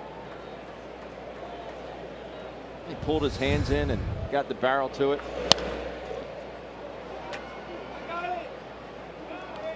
.107.7 exit velocity for Franco. The home run is his 16th, his 6th here in July.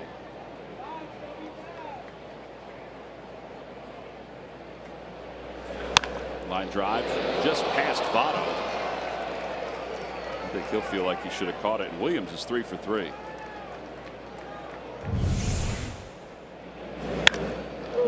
That's a great shot. It's a great shot. How do those camera guys follow that ball beyond me? That's awesome. Now that sounded like a home run.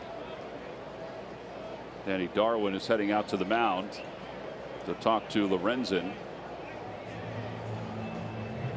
Yeah, that ball just, Votto not see it, he just not. I think that's what it was. Stick his mitt far out enough.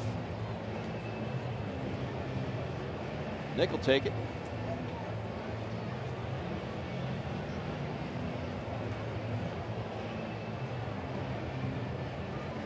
Danny Darwin was named pitching coach, interim pitching coach, when Jim Riggleman took over as the skipper of the Reds, former big league pitcher.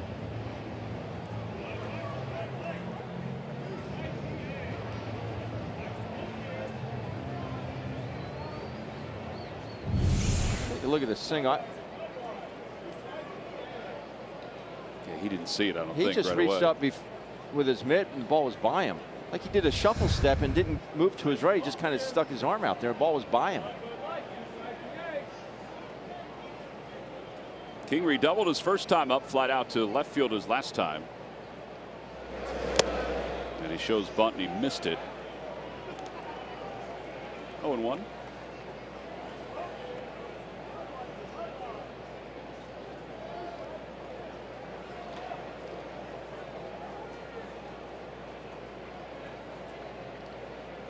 Get it down. That's good. But there's 4 home runs already hitting this ball game. It's a good night to hit.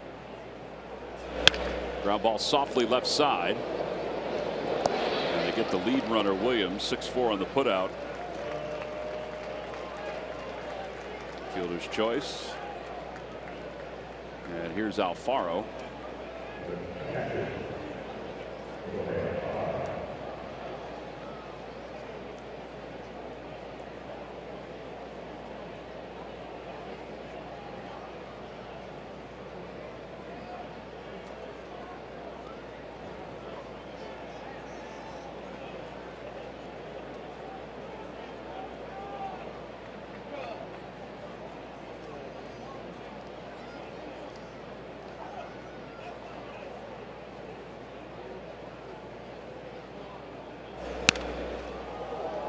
Alfaro lost his bat, lost his thumb guard too.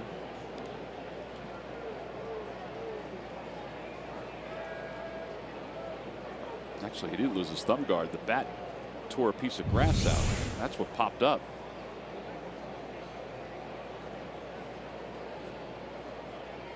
Barnhart and Guccione lucky they didn't get a piece of that bat.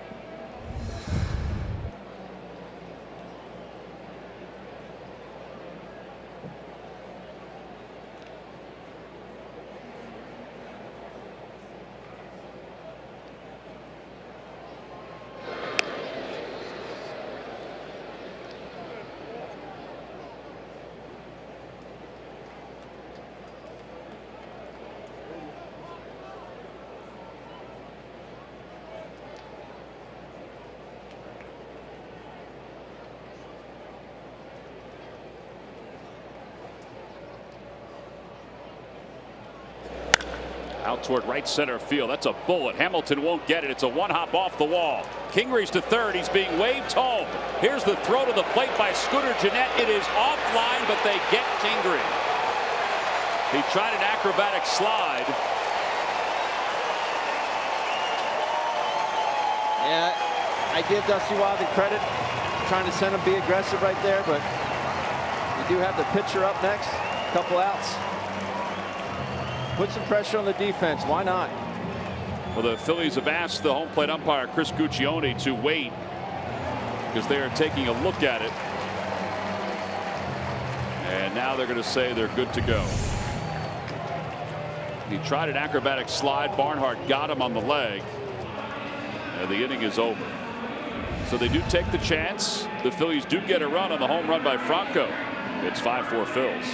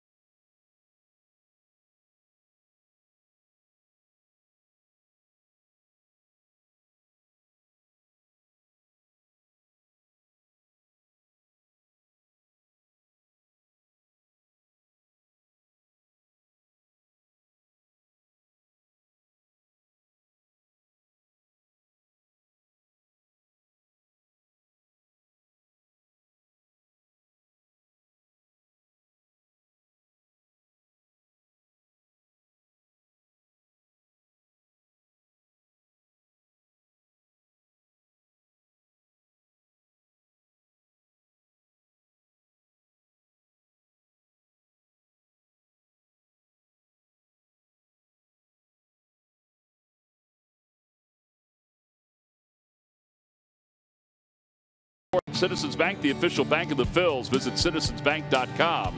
Lehigh Valley lost to Gwinnett 5-0 yesterday. Dean Anna had a single and a walk. Reading lost to New Hampshire 5-2. Clearwater defeated St. Lucie. Jose Pujols had 2 doubles and a home run. And Lakewood defeated Greensboro 7-5. Scott Kingree trying to score from first on a rocket off the bat of Jorge Alfaro, which the official scorer gave Alfaro a single. I think they'll change that eventually.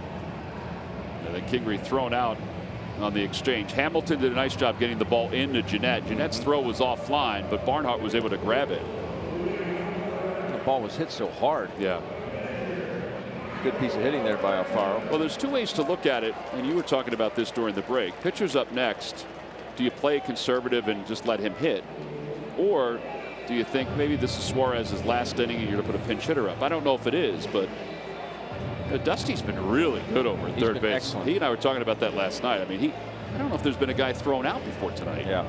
I got on the plane last night and I gave him a fist bump. I said, nice job today. Very rarely we say that to a third base coach, but he has been phenomenal.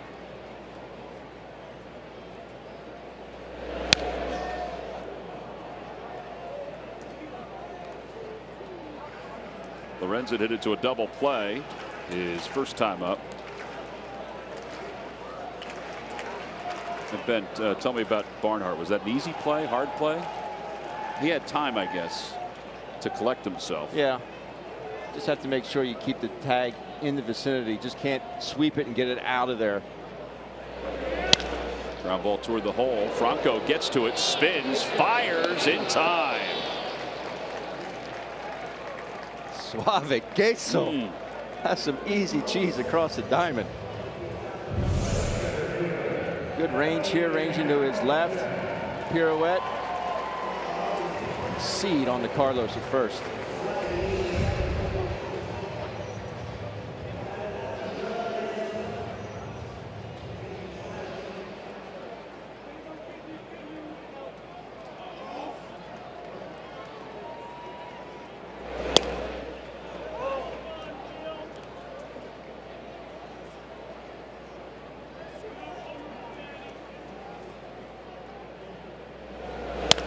Line drive caught by Franco.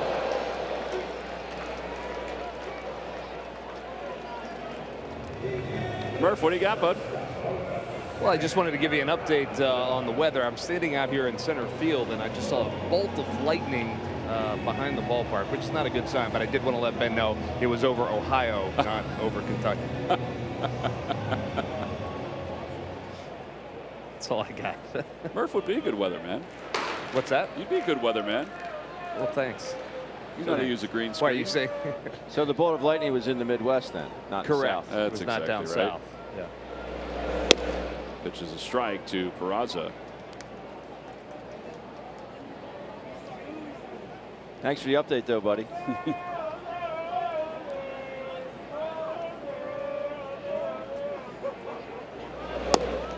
Outside, and it's 1-1.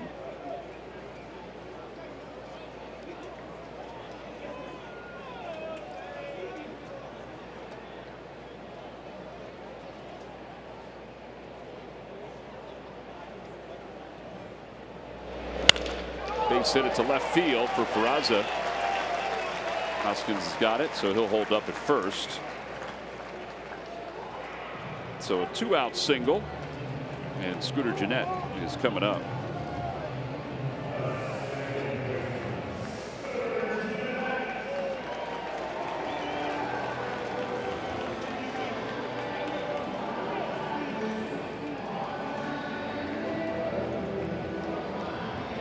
Gennett has singled and scored, and he's grounded out to shortstop.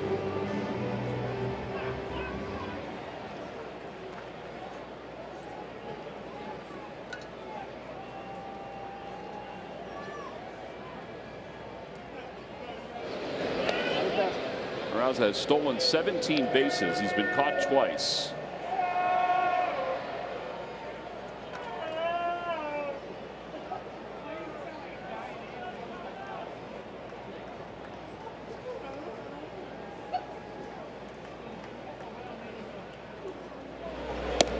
Inside, 1-0.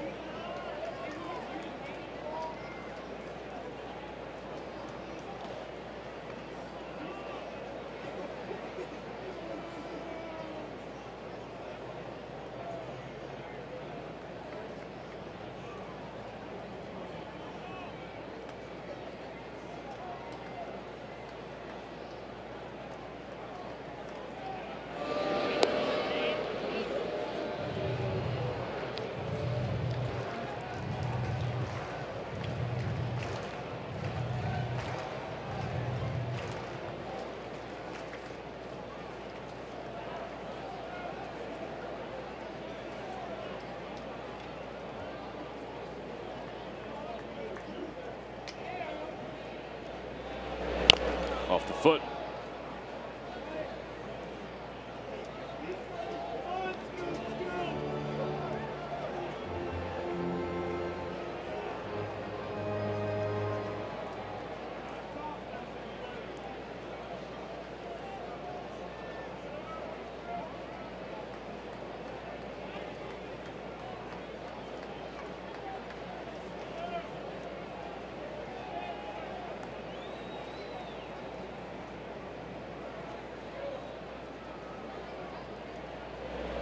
Swing and a miss. That's a good pitch.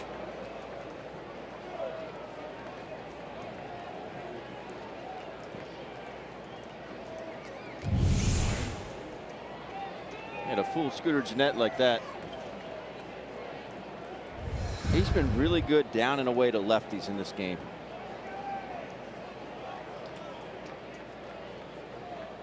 Saw him get Votto out earlier on the same pitch.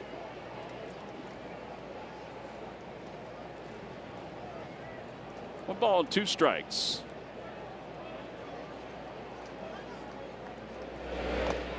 In the dirt, and it's 2-2.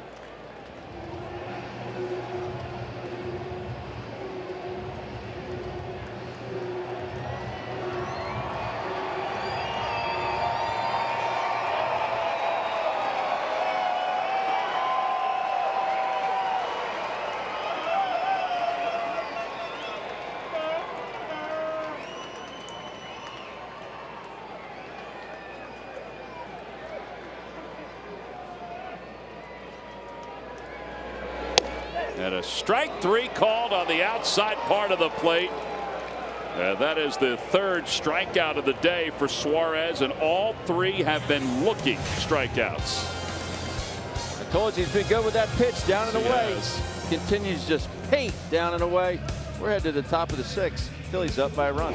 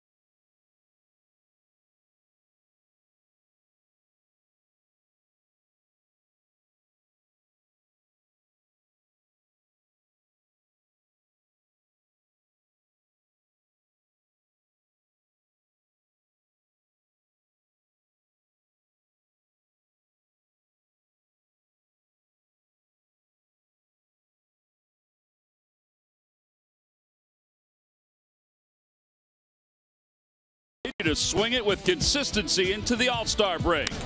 Michael is connected for power and production to start the second half and has delivered an average in the mid-300s for the month of July. Franco's launch angle has been optimal, and his blasts continue to aid the Phils offense as they battle for first place in the East. And it's brought to you by Independence Blue Cross. Live fearless. Well, such an appropriate time to have him as our Independence Blue Cross Philly of the week. Michael Franco is homer tonight as we go to the top of the 6th inning. New pitcher for the Reds is Austin Bryce, who takes over for Lorenzen, who allowed 2 innings. Excuse me, he allowed 2 runs over 4 innings in relief of Malley.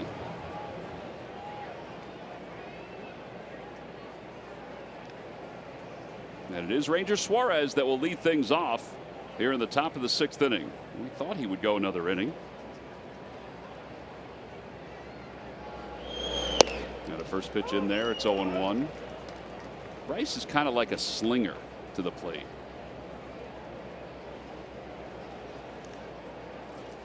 Fastball tops off at 95. Got a slider and a changeup. He hasn't thrown the changeup much. And 0-2. Gabe Kapler told us today that if he had the opportunity, he was going to push Ranger Suarez. And Joe Jordan, talking to him this morning, said he's good to go for as many innings as they need.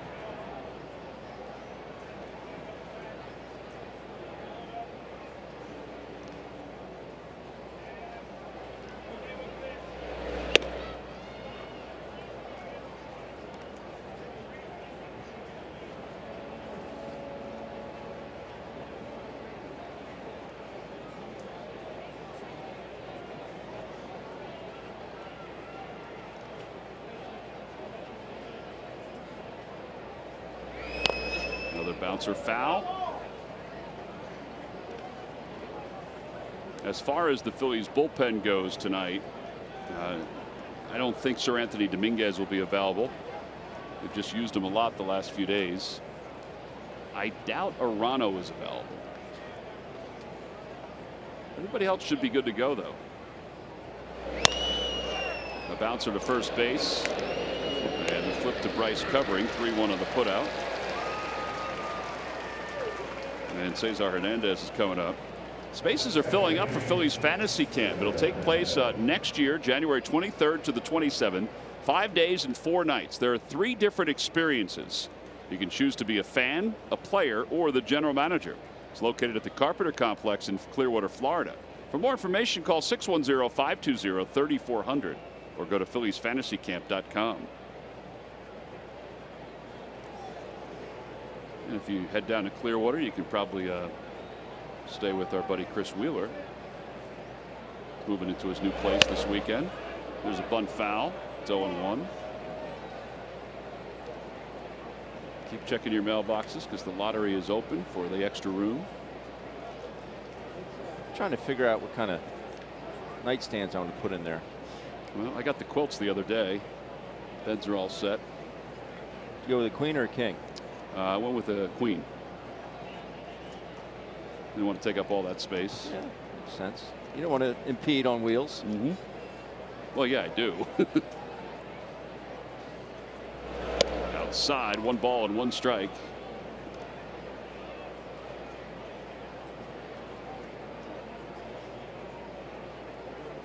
Ben will be there in the first week of January. Murph's there the second week. I'm staying all spring training with Mr. Spring Training. He's very excited about it. Mm-hmm. 2-1. I think Matt Gelb has the first week of February.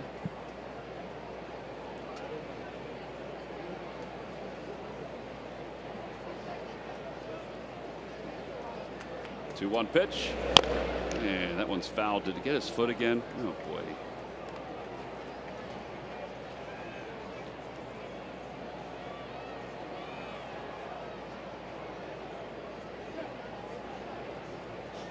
Two balls and 2 strikes.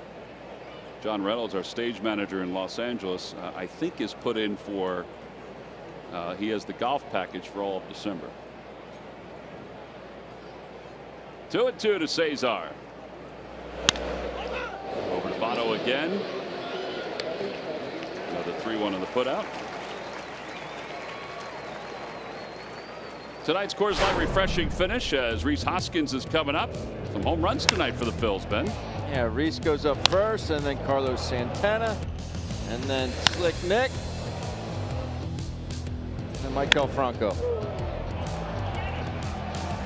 Good night offensively so far for the Phils.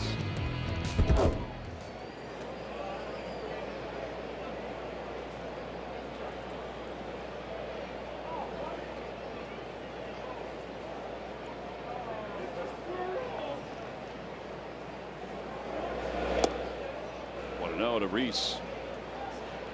Yeah, so the home runs now, the Phillies 17 since the All-Star break.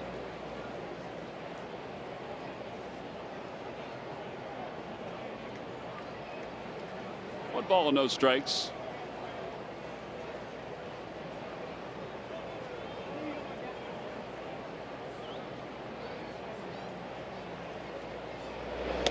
Inside, and it's 2-0.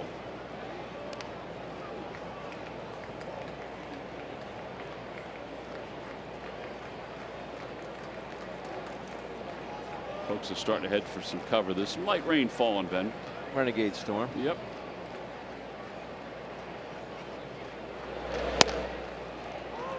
Two and one.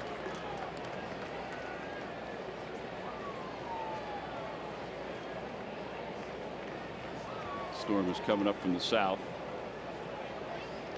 Must be down there in Kentucky. Mm-hmm.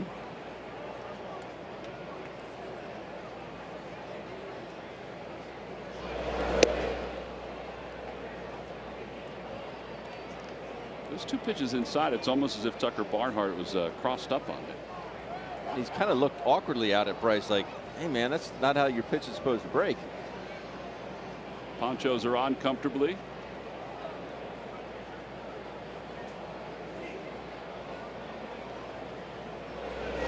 In the air to left field.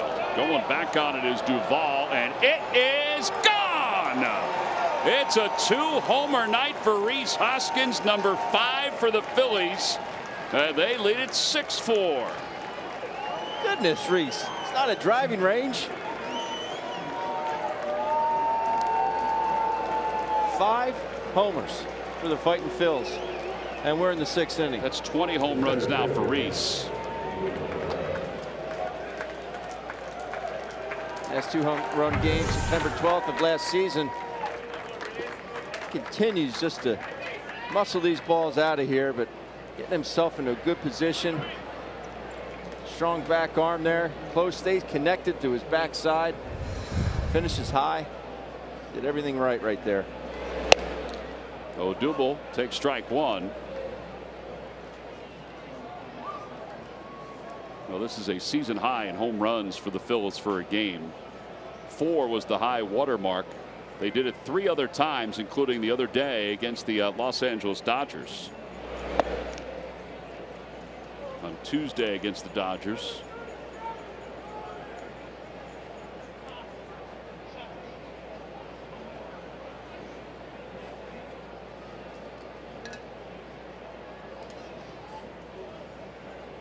Actually on Monday against the Dodgers. 1 ball, 1 strike to Odubel. And he pops it up. Foul territory. Over near the Reds dugout. Barnhart is under it. Well, that will wrap up this 6th inning. But the Phils add another one. Another solo home run. We'll move to the bottom of the 6th inning. Phillies 6 and the Reds 4.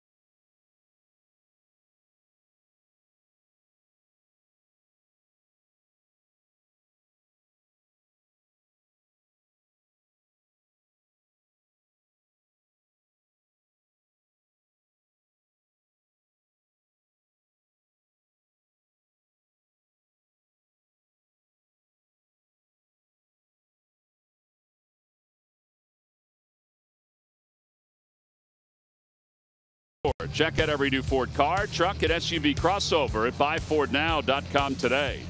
And by Geico, 15 minutes could save you 15% or more on car insurance. One of the 5 home runs the Phillies hit tonight, the second one for Rhys Hoskins. And we go to the home 6th.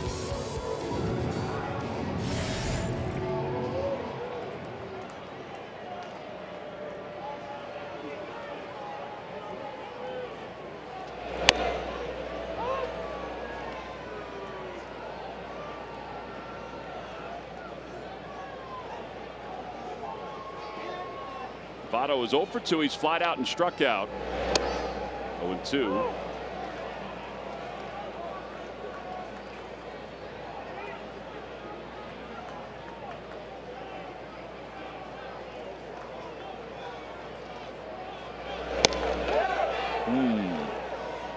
Did not go. This is the third base umpire.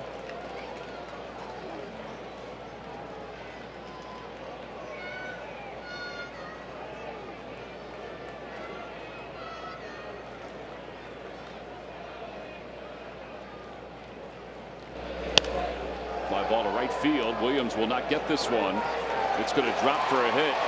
Votto puts the brakes on. They throw behind him at first. And he's aboard to start the 6th inning.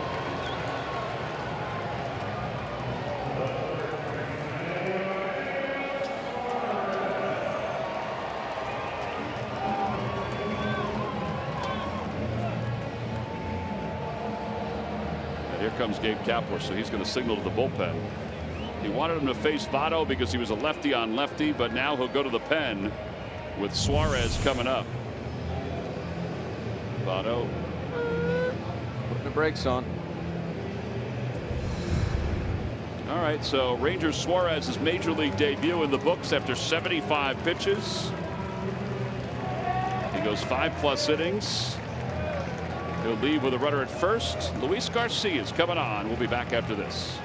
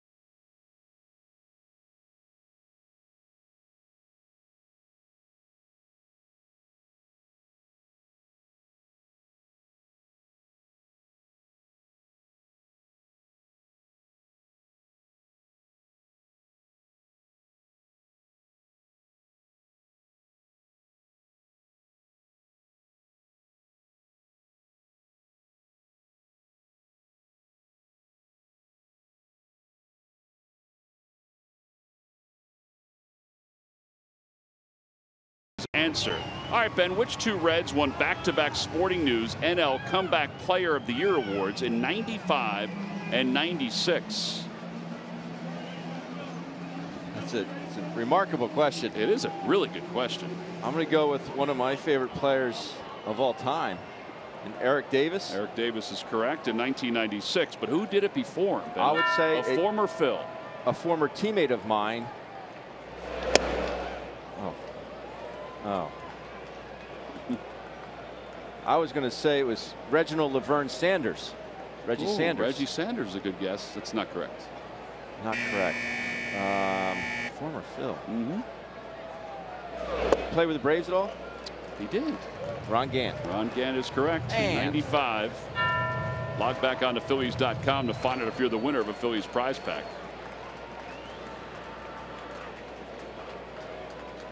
Get the home version of the Ram Truck Stump the Fans trivia quiz.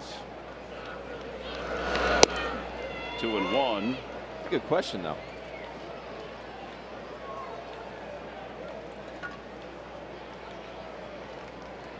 I remember watching a game that Reds were in playing the Phillies, and Eric the Red hit 3 balls like in the upper tank at the vet. It was unbelievable. You think he had exit velocity? Oh, he had bat speed to just wow you. 2-2 to Suarez. Suarez today has homered and walked. Ranger Suarez not bad in his major league debut. 5 innings plus. Scattered 6 hits.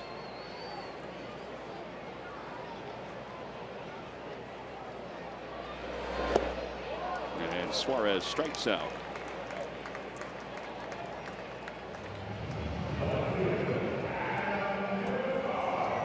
And Adam Duvall is coming up.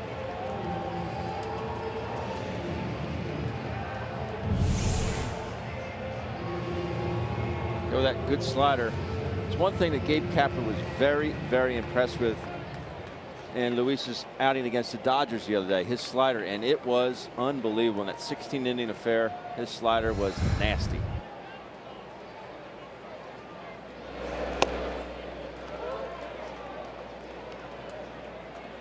Duvall is lined to left and flied to right.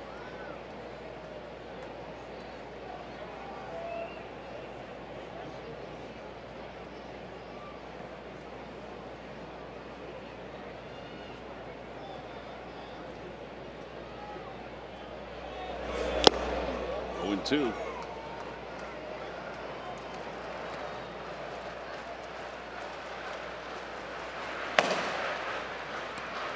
Amir Garrett, the slender lefty.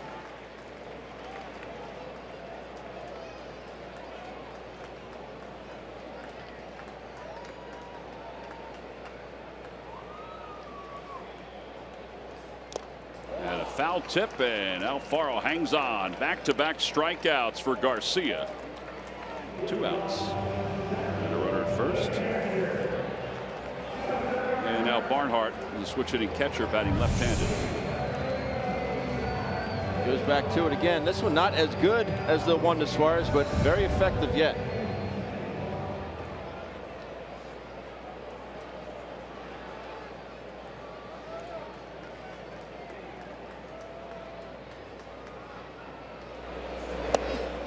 His slider really is moving tonight, isn't it?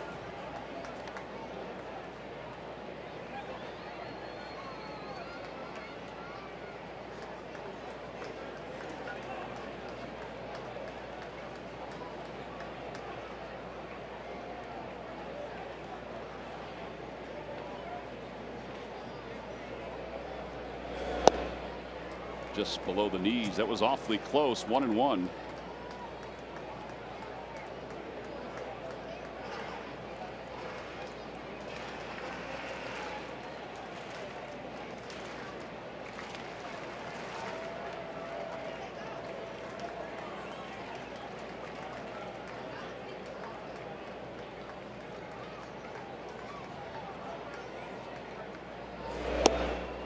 There it is again. 1-2. That might have been the split.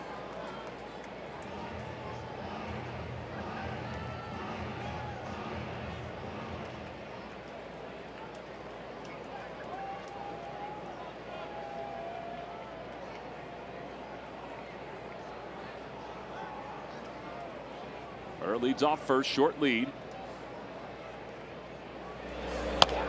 And he pulls that foul just to get a piece of it into the Reds dugout.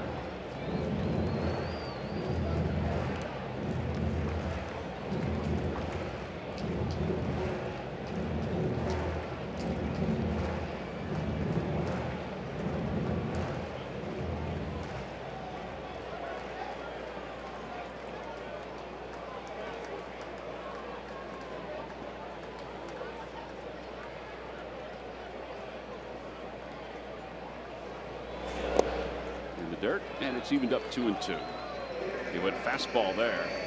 He's thrown 9 sliders so far in this inning of work. Phil Irvin waits on deck.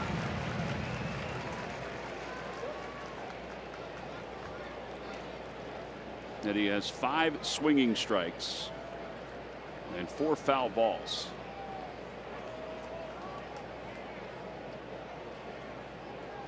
Two and two. Checked his swing on the split. He went, says the third base umpire. And Garcia has just struck out the 3 hitters he has faced in tonight's ball game. No runs, 1 hit and 1 man left. Rangers Suarez will greet Luis Garcia after concluding his major league debut here in Cincy.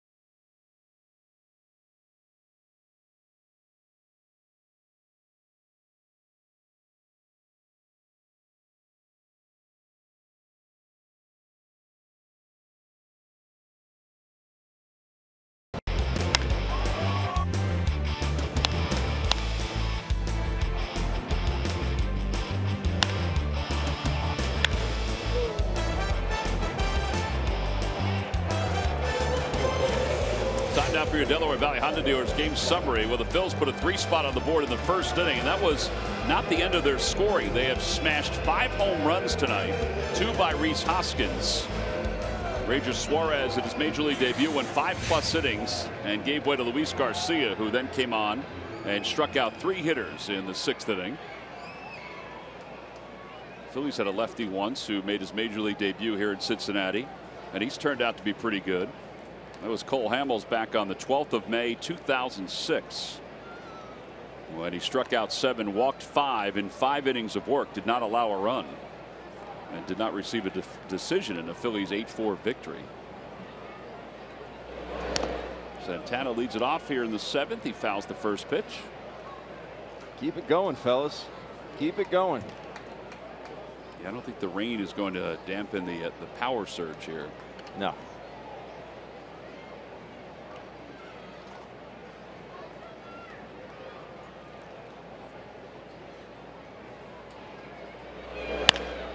High bounce to first. Votto has it, and Bryce is there for his 3rd 3-1 putout. Amazing.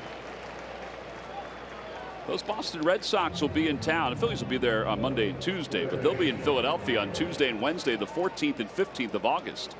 Both games are at 7:05. You can go to Phillies.com to purchase your tickets for the Phils and the Red Sox.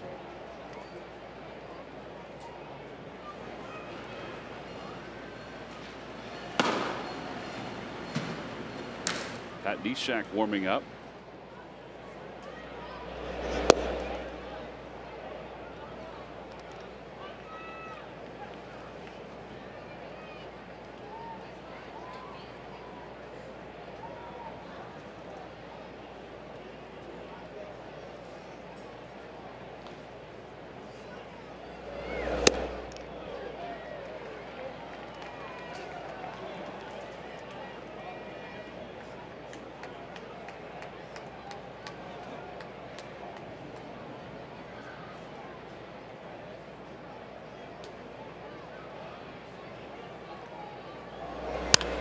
In the air to left field. Going back is Duvall, and it is gone.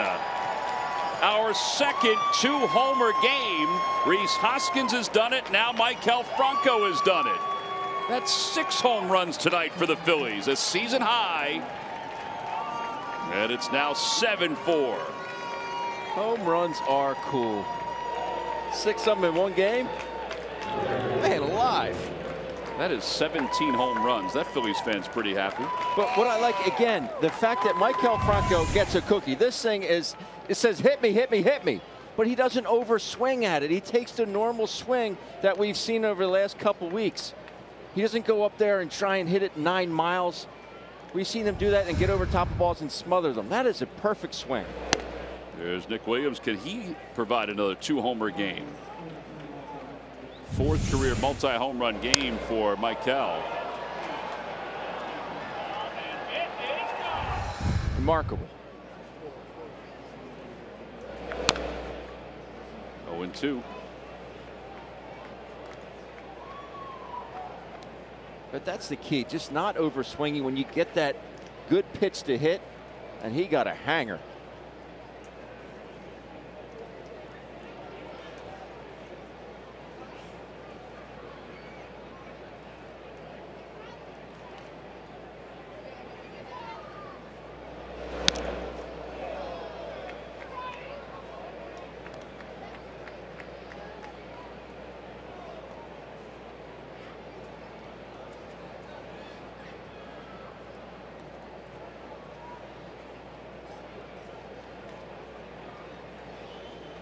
Nick is 3 for 3 in tonight's ball game.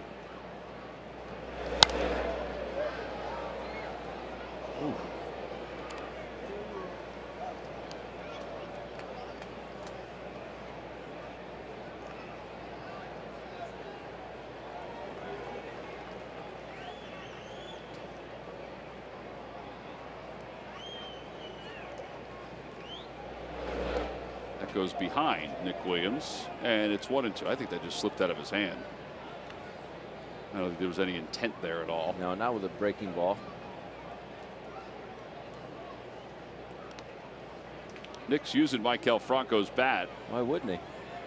I don't think it's the bat he used for the home run, though, is it? It doesn't have the lizard skin on it. Plus, it was a 2-tone bat. Using the wrong Maikel Franco bat.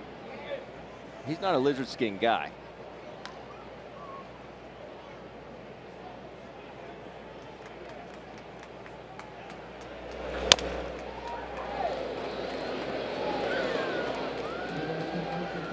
There he is.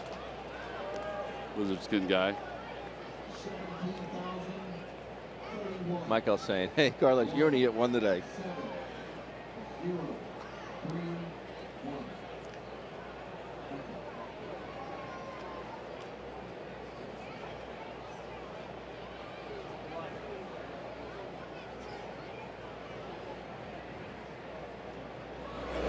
Off the hands and caught by Peraza at short. 2 away. Kingree's coming up.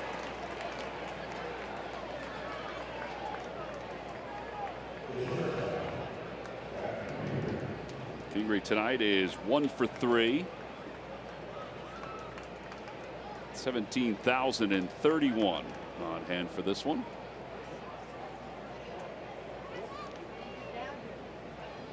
Some have left or have gone undercover. Rain's been falling for about an inning or so. It's fairly light.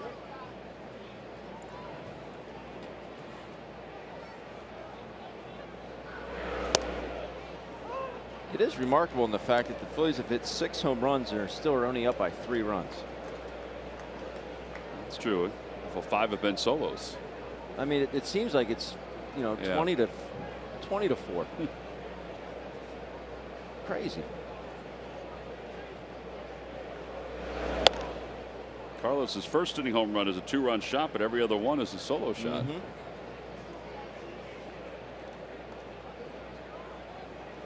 Not gonna be able to use that poncho again. That's not necessarily a poncho. It's like a disco ball. It does.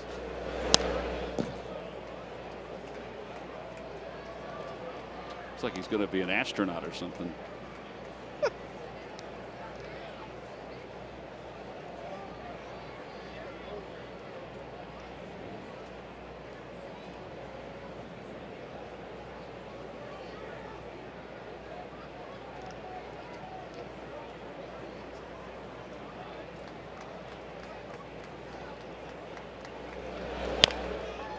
Bouncer to third base. Suarez is up with it on the slick grass. Throws Kingery out. A run on the home run by Franco, his second home run of the night. It's time to stretch here in Cincinnati. It's 7-4 Phils.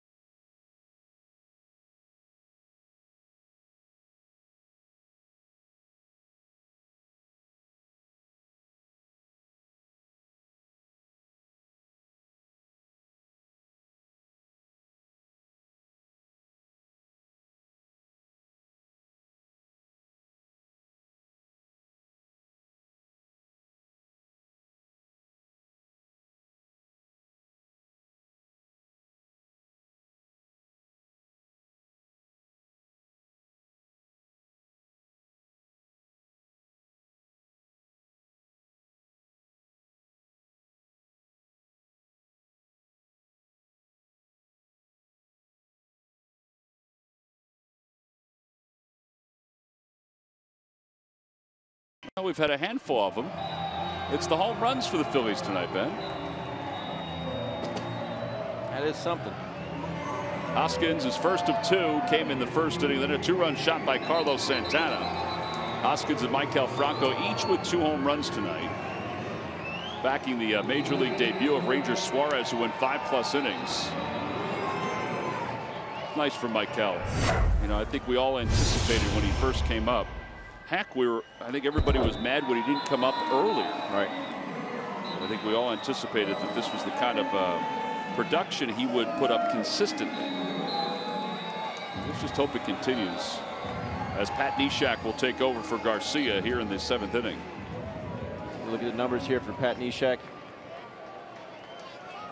He's been good.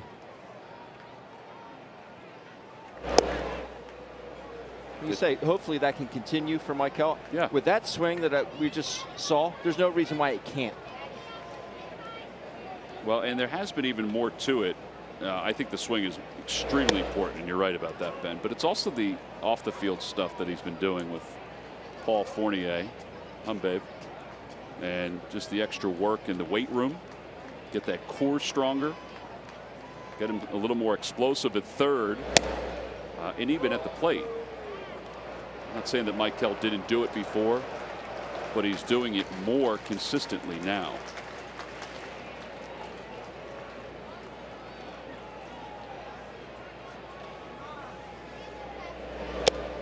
Foul tip, and he is down on strikes.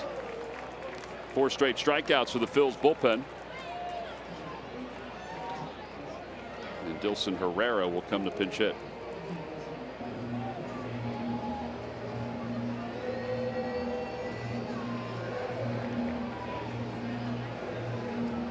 Reds acquired Dilson Herrera in a trade with the Mets when Jay Bruce went to the Mets.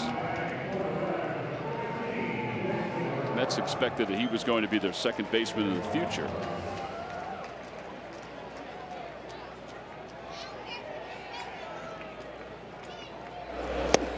Swing and a miss, and it's 0-1.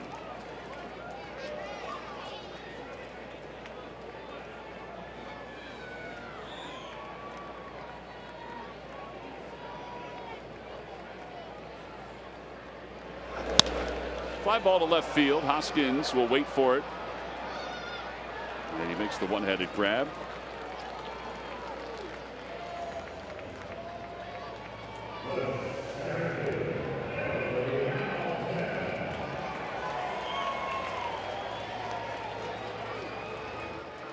Billy Hamilton, as Kyle Crockett, the left-hander, warms up in the pen.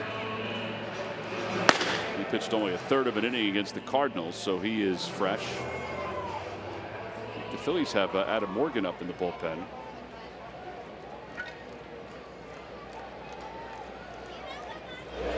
Hamilton shows bunt.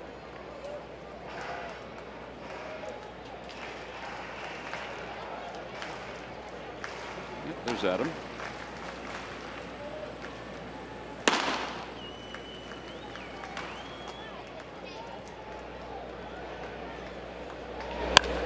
Out to left center field. Odubel Herrera will wait for it. And he makes the catch. Well, this is a very quick inning for Pat Neshek, who sets the Reds down in order. They're at the bottom of the 7th inning. We'll move on to the 8th. Alfaro leads it off when we get back.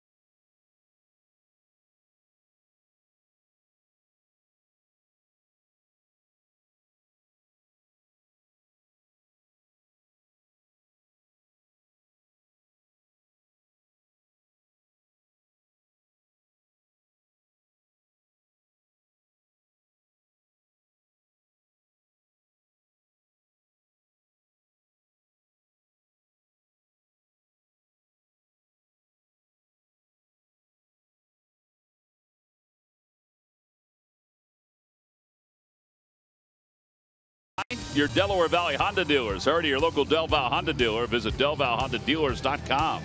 And by Jefferson Health, call 800-JEFF-NOW or visit jeffersonhealth.org. Then we got ourselves a camera over in Kentucky also, where we can see inside the ballpark.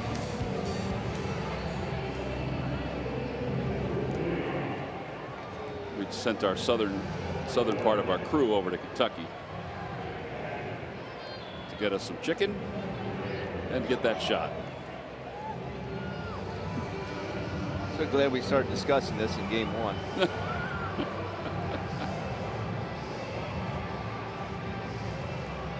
Kyle Crockett will be the new pitcher for the Reds as we start the top of the 8th inning. Jorge Alfaro will lead it off. Andrew Knapp is out in the on-deck circle.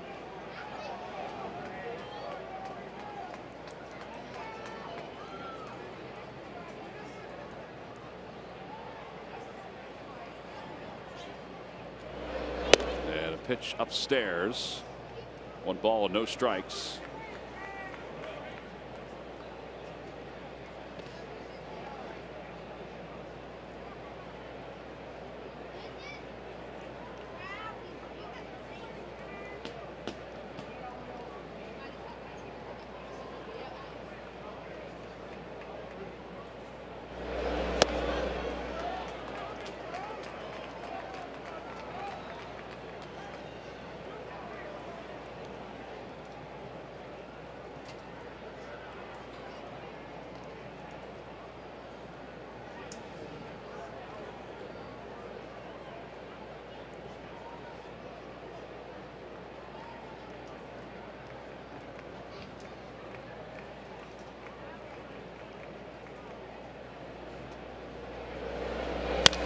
Fly ball left center field. Duvall on the run into the alleyway, and he's not going to get it. It's off the top of the wall. Alfaro heading to second base, gets there standing. Come on, man. That ball carried. The strong young man standing there on second base. Back in 1998, the Phillies had a 7-home run game. That was against the Mets. Yeah, that is the franchise record for homers in a game. They had 17 hits that day.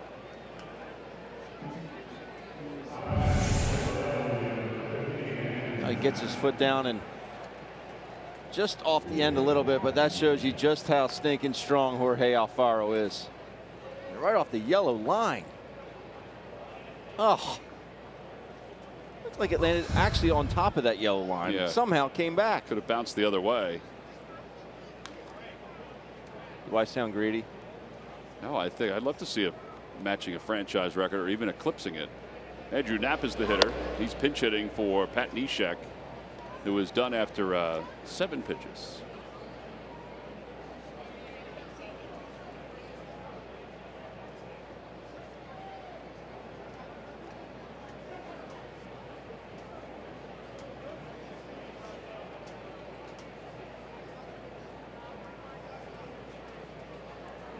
One ball, no strikes to Knapp. Inside, 2-0. Look how close this game, Ben. You're right.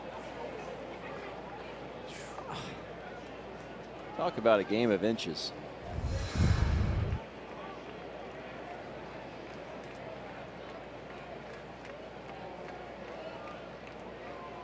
Two balls, no strikes to Knapp.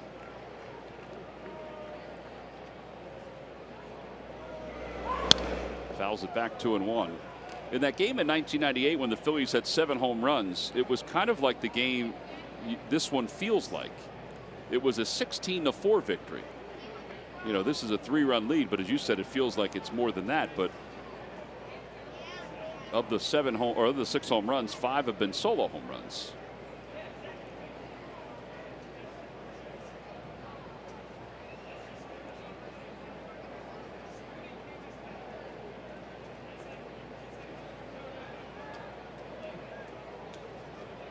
In that game, Rico Brogna,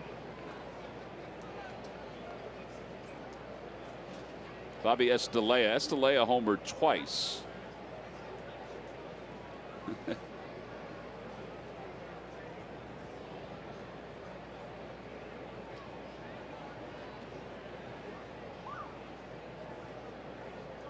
Actually, Brogna, Estelea, and Sefcik all hit 2.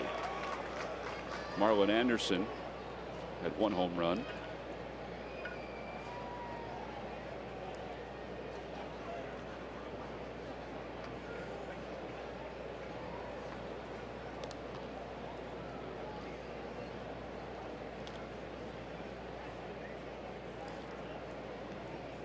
That game took only 2 hours and 57 minutes. It was a 16-4 game. Wow. What year was that again? That was 1998. Wow. September of 1998. Doug Glanville led off. Bobby Abreu was in right field.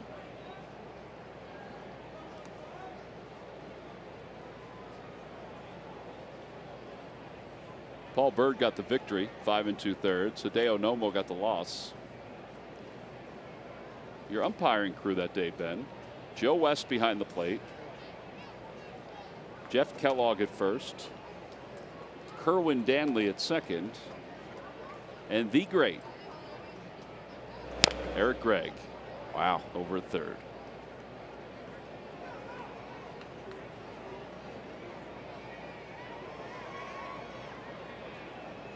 He was indeed great. Great man. We'll see his great son this week in Boston, Kevin Gregg. 3-2 to Knapp with a runner at second base, nobody out. It's only a 3-run lead, so it'd be nice to get that run home.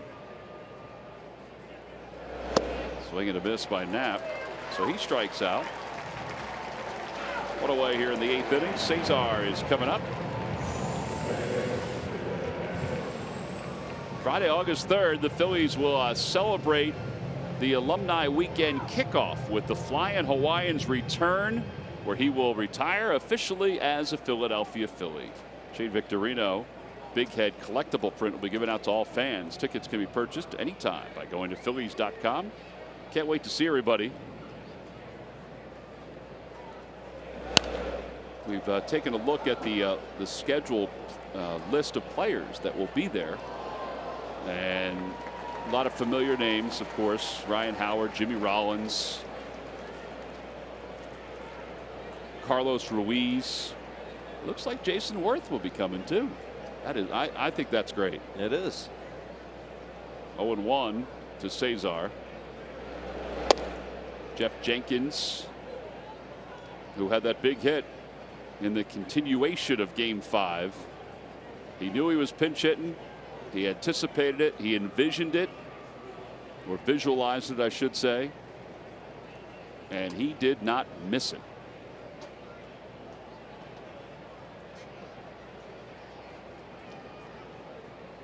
One and one. Cesar tonight is 1 for 4. That's the thing about that whole 2018. A lot of those guys came up in big spots, big situations, and boy, did they deliver. Yeah, including the postseason. Yep. I mean, think about some of those hits in the postseason. It was great to have those teammates that can step up when they need it, when you need it. Line drive to left field by Cesar, who just stepped up, and Alfaro's around third heading for home. He's going to score. The throw goes to second. It's a little wide, and Cesar gets in and then slides off and is tagged out by Scooter Gennett. Cesar did not argue the call at all. It's an RBI for Cesar Hernandez. Should be a double, his 14th of the year, and it's 8-4.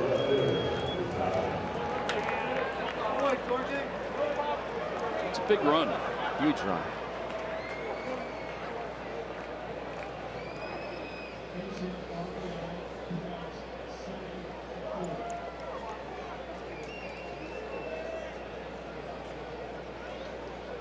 So he ruled him safe, and he came off the bag. 1 ball and no strikes. Honestly, I think he would have been out anyway if they reviewed it beforehand. Yeah, so Alan Porter signals off the bag.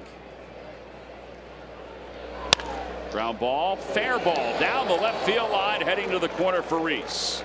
Hoskins on his way to second base. The throw to second base. They didn't get it. Oh, no, they didn't. The throw took a higher hop than Scooter Gennett anticipated. And Reese with his 24th double to go along with 20 home runs. Third double of the inning.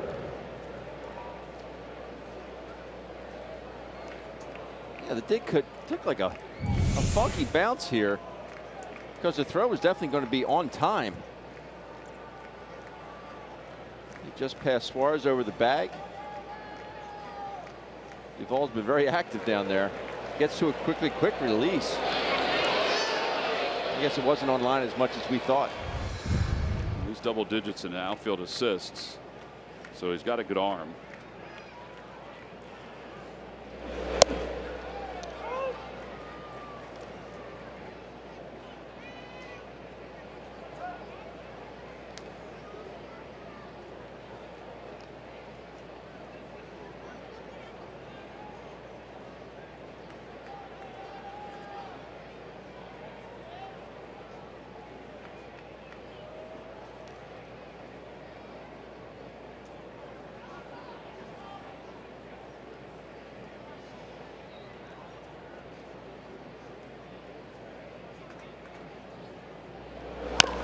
Fouls that one off the foot.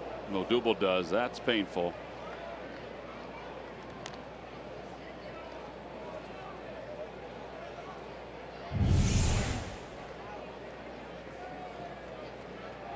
Right off the instep.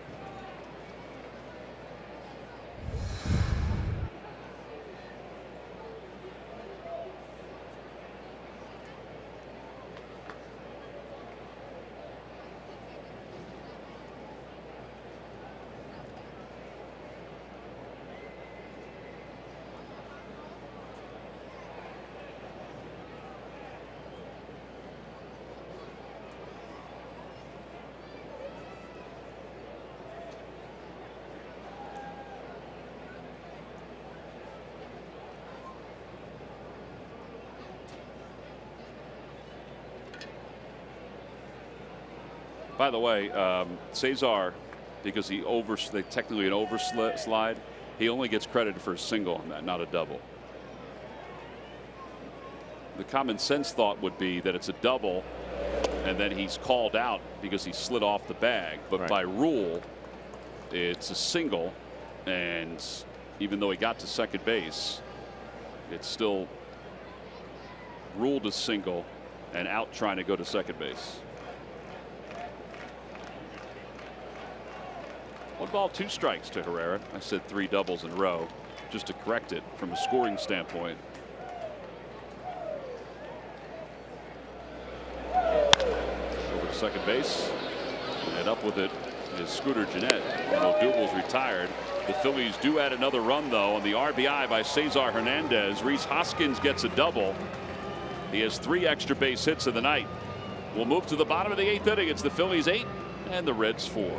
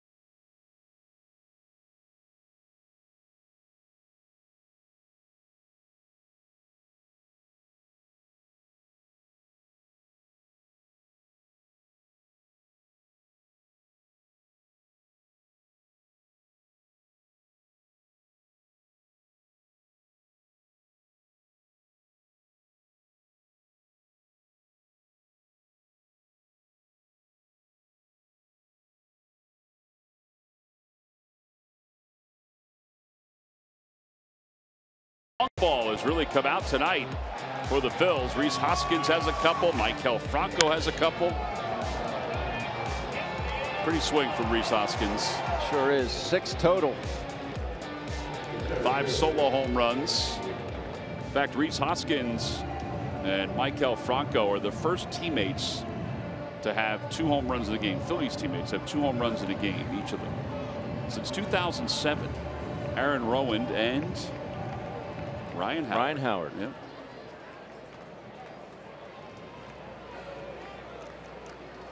Adam Morgan will take over here in the bottom of the 8th inning after a scoreless 7th inning by Pat Neshek.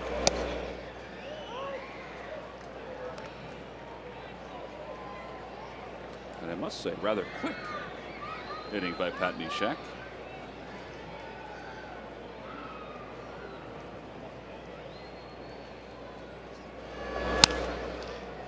Two.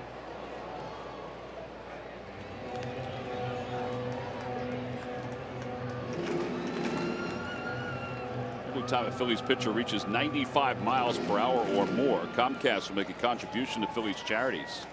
Phillies baseball is brought to you by Xfinity, the fastest internet provider according to speedtest.net.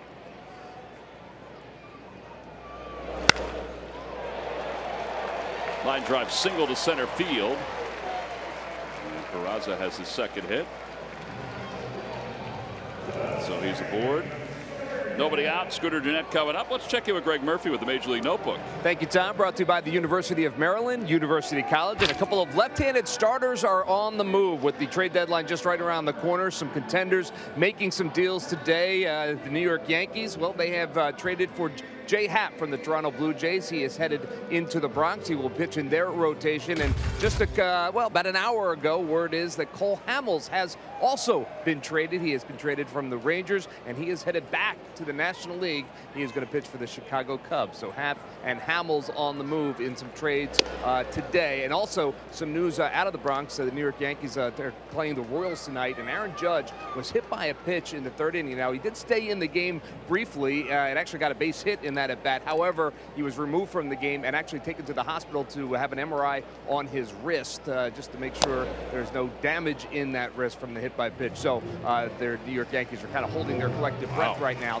trying to find out. That's a scary one. Yeah, absolutely. Not a guy that they can afford to lose, for sure. So we'll keep you updated if we get any news on the severity of that injury, guys. All right, Murph. Murph, just so you know, there's a young lady behind you that has the state of Kentucky on her T-shirt. I wonder if she can clarify whether it's a southern state or a Midwestern state. I'll ask her. I'll ask her in a minute. Are you really going to? Swing and a miss by Jeanette. It's 1-2. She said yes. You didn't ask her.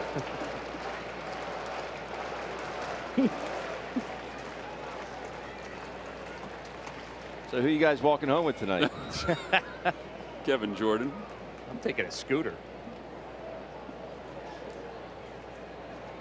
1-2 to Scooter Jeanette. And he breaks his bat foul. And it remains 1 ball and 2 strikes. It looked like it was a fresh piece of lumber, too.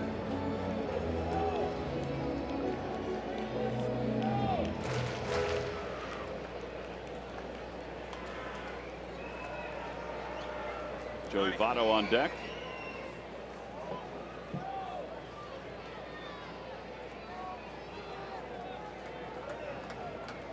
Former Philly coach Don Long in the dugout, hitting coach for the Reds.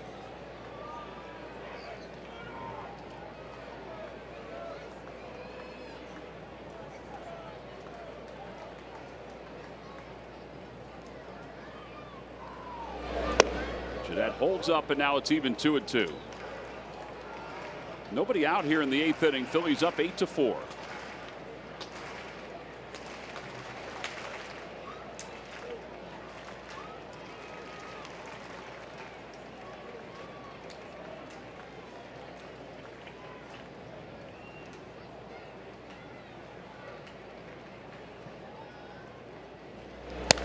Down the right field line foul.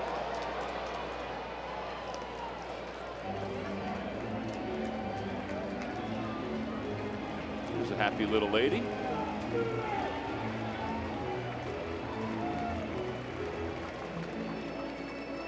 On the out-of-town scoreboard. Wow. Dodgers are all over the Braves. 8-0. Manny Machado, his first home run with the Dodgers. Phillies can hold on tonight. Their lead would be 2.5 in the division. Fly ball foul off the third base line. Franco gives it a look. It's out of play. Nice catch.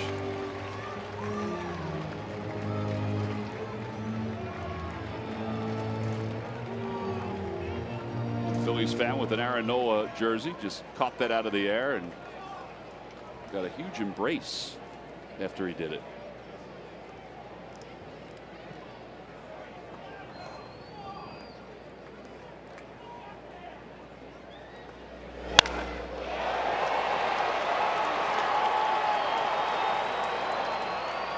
Double makes the catch on the warning track. And back to first base goes Peraza.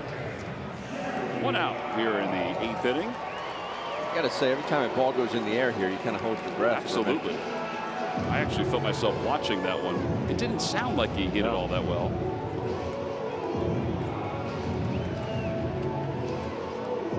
Joey Votto has singled tonight. He's 1 for 3. By the way, some injury news for the Phillies. J.P. Crawford is down in Florida and took batting practice today in the cage inside. So that's the first time he is hit for that extended period of time. Jared Eichhoff threw an up and down bullpen today. and threw 40 pitches. Now, that means that it was, I guess it was 3 innings. So he would throw an inning, which would be about 15 pitches, sit, get back up, throw probably another inning of 15 or maybe 12, and then the last inning after sitting would come back up and throw some more. And then Pedro Florimon has just started to take ground ball. I think that's amazing. Yeah. That he could be back sooner than we anticipated. 1-1 pitch coming to Votto. I asked Sean Ficazzi, Phillies trainer, today about Florimon, and he said, funny you asked, today's the first day he's going to run. So he's been hitting. Today's the first day he's going to run, do some sprints. Think about what that means, though. I mean, it would be a huge boost to get him back. Yes. I kind of look at him as like 2 players in one. One for the simple fact he's a switch hitter. He's good from both sides of the plate, and he can play infield and outfield. I mean, he offers a lot to a ball club.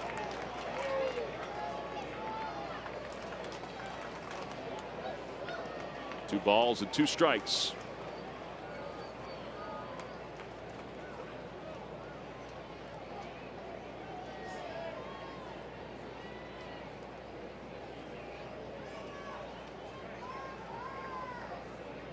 And now time is called.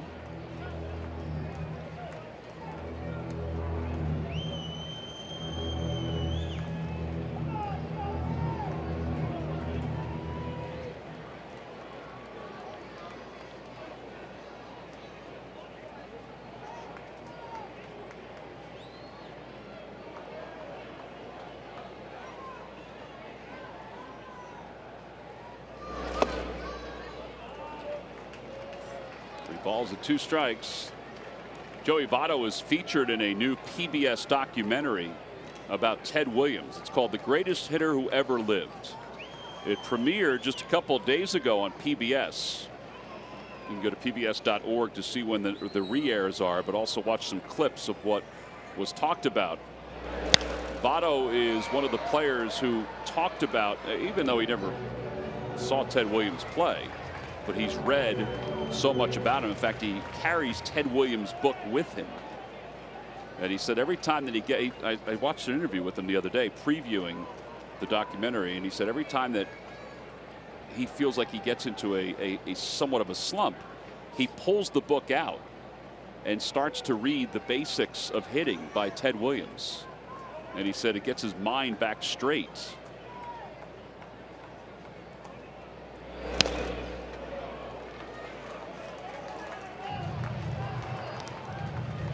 He is very much so a student of the game.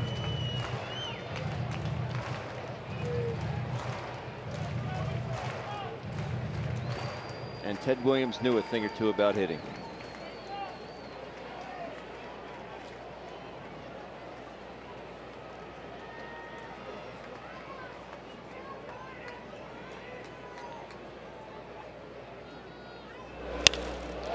Right through the shift into right center field. Peraza is on his way to third, and he'll get there. That puts runners on first and third with 1 out. Second hit of the night for Votto.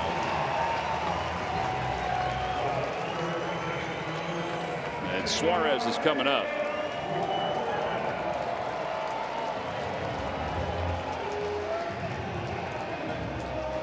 And here comes Gabe Kapler.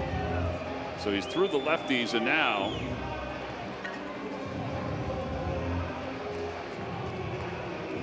they can bring the righty Tommy Hunter in with Suarez coming up. Pitching change. Phillies up 8-4, 2 runners on for the Reds. We'll be back right after this.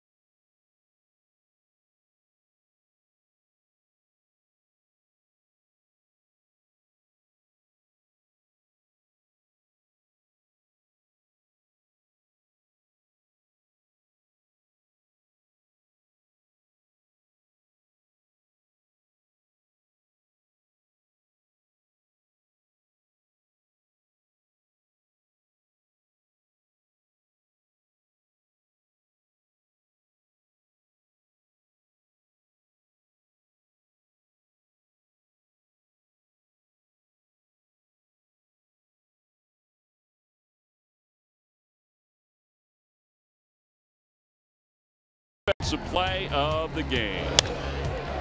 Oh, off the bat of Duvall. Rhys Hoskins lays out. Full extension. Already hit a home run. Has since added another double and a home run. Rhys Hoskins with your Hyundai defensive play of the game, brought to you by your local Hyundai dealers. Hoskins has 3 extra base hits tonight. Here's Tommy Hunter in his 40th ball game that he will pick up for Adam Morgan.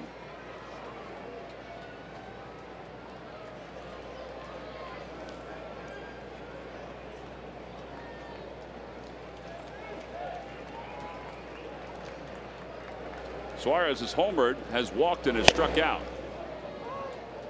And it's 0-1.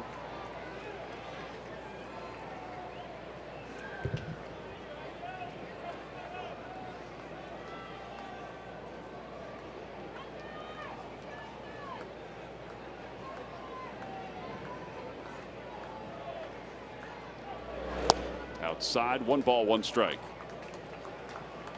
Duvall is waiting on deck.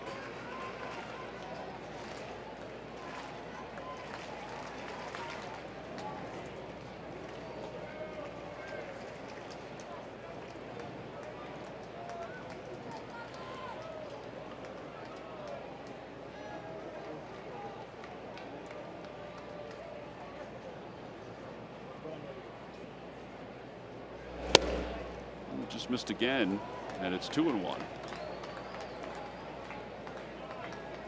Tommy's been very effective, more so against lefties than righties this year.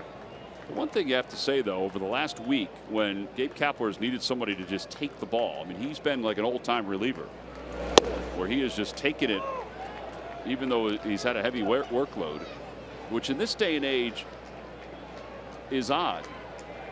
You know, because there's so much time off for relievers. Right. If they pitch back-to-back days or pitch 2 innings and then 1 inning. That one gets away from Alfaro. Votto does not advance from first. Peraza stays at third. And it's 3-2. Surprised Votto didn't go from first. Yeah. Especially stay out of double play.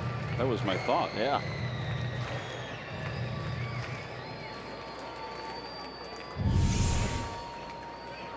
Votto at first base. Not a very aggressive secondary lead. You gotta be bouncing off that bag.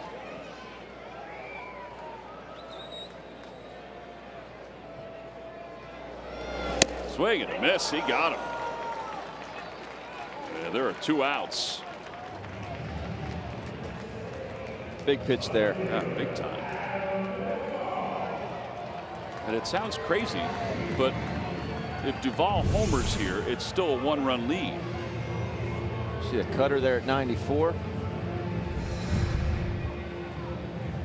Yeah, because if Suarez gets on and Duvall homers, it's grand slam that ties it. And it's not out of the realm of possibility. They have the most grand slams of anybody in baseball this year, which is 9.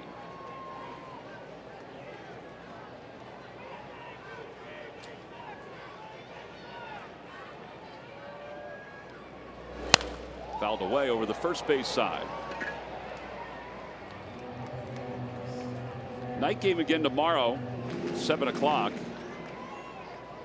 Earlier start by a half hour on Saturday. Day game on Sunday. Off to Boston for 2 night games. It'd be cool to get to Fenway Park. Always is. That's a strike. 0-2.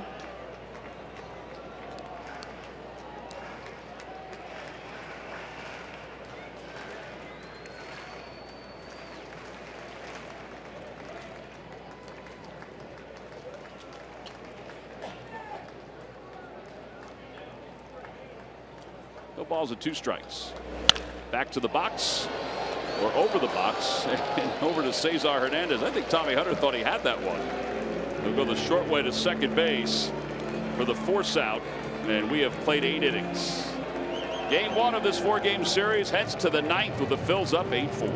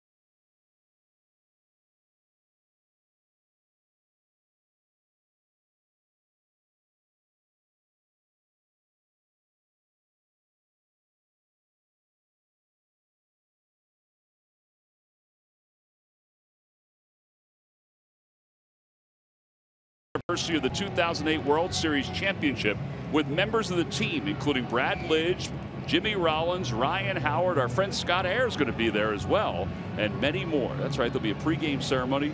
Charlie Manuel will be there. Rich Doobie, the pitching coach, will be there. Mick Billmeyer, the bullpen coach at the time, will be there. Everybody's going to be there. Go to Phillies.com to order your tickets. Go to the game that night. You'll get the Brad Lidge bobble figurine.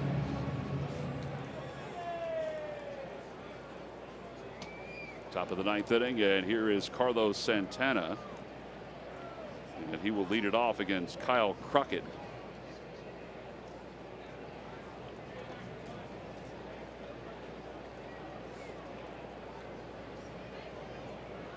And pitch number 1 in there. It's 0-1.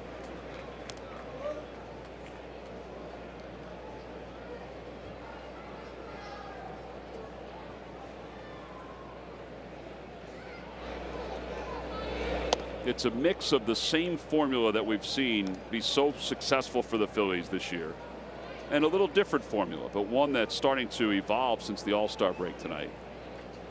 Get the starting pitcher out of the game early, which they did after an inning plus. And then the other part of it, as Jeanette will throw out Santana, which has evolved since the All-Star break, is the long ball, which has gone a long way to helping the Phils tonight.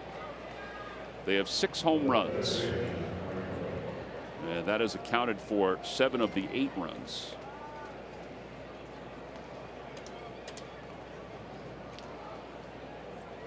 What I like is the simple fact that they're finding different ways to win. You know, that's a sign of a really, really good ball club.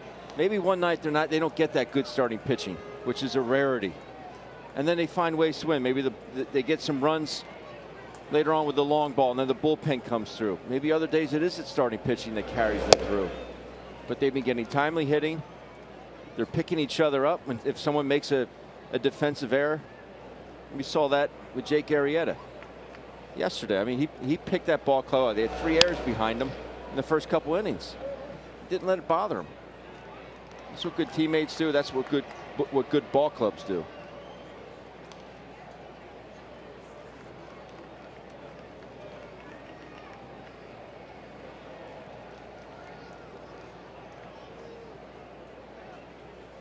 And on our Shark Week, he wore a Shark t-shirt to the ball game tonight.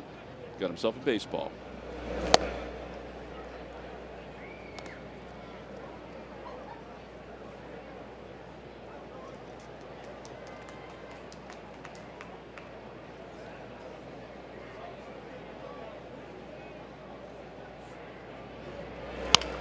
Franco over to third. That's a fair ball. Suarez corrals it, and we'll throw him out.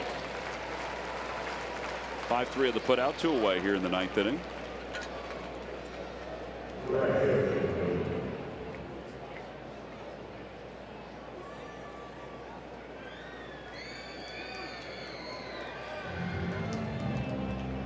And here's Nick Williams.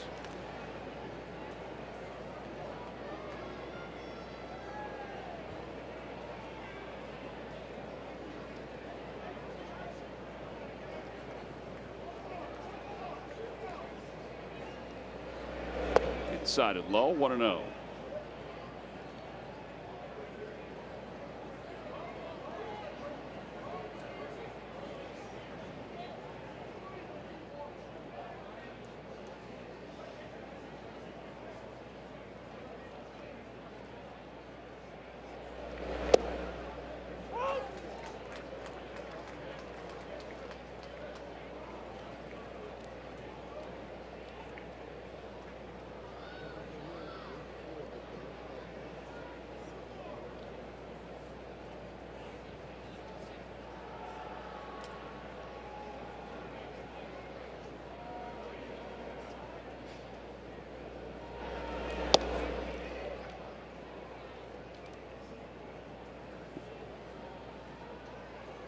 Balls and 1 strike.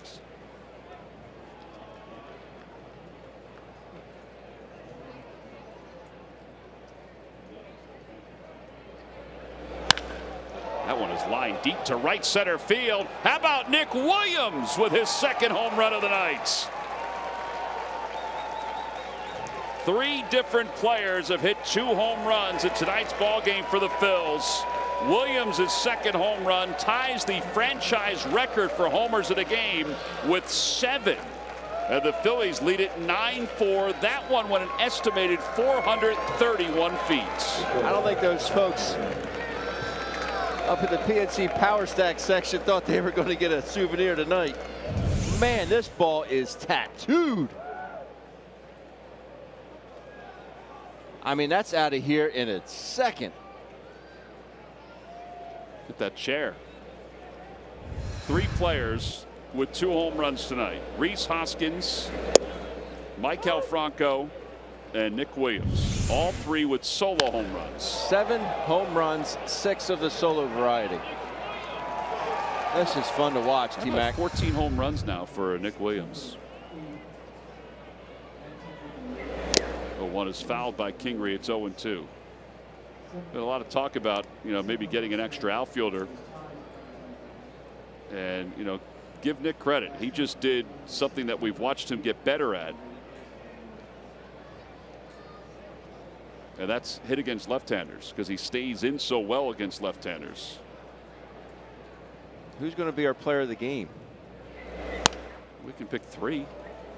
I guess we could do that. Rhys does have the extra base hit, but Williams has 4 hits tonight. That's what I'm saying. I think that might be the wild card there, that 4th hit.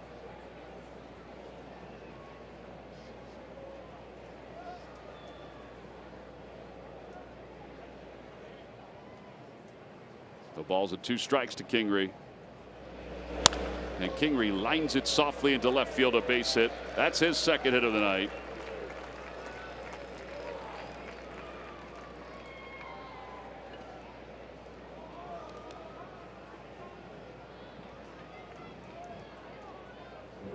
And here comes Jorge Alfaro, who was robbed of a base hit, or a home run, I should say, his last time up.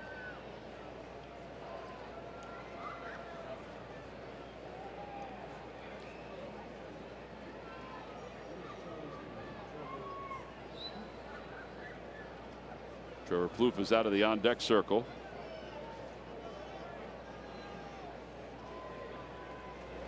Scott Kingery didn't do the rubbing of the thumb and the 2 fingers together, which is what the players have done all year. So Rhys was trying to get him to do it. He wasn't biting. I think he put the mitten on. 17 hits for the Phillies is the 3rd most they've had in a game this year. 20 is the high mark. And Alfaro whacks Barnhart on that backswing. 1 ball, 1 strike. So every position player has at least 1 hit.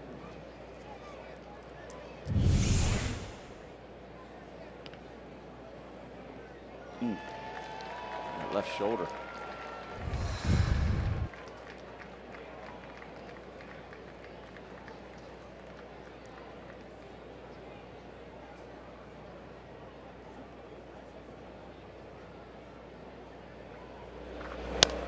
Fouled back, and it's 1-2. So Odubel and Carlos, the only ones with 1 hit. Everyone else has at least 2 hits. Starting lineup.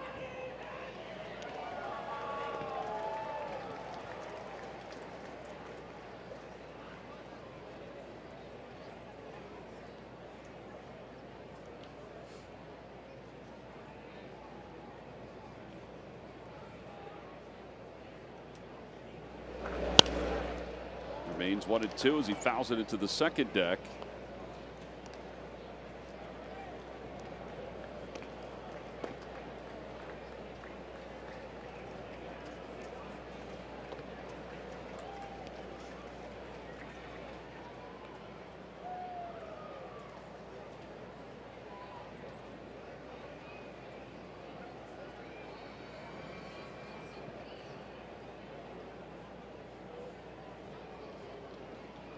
Home runs have quieted this crowd, what's left of it, and a hot shot off 1 hop off Peraza's glove, and up to second base goes Kingery.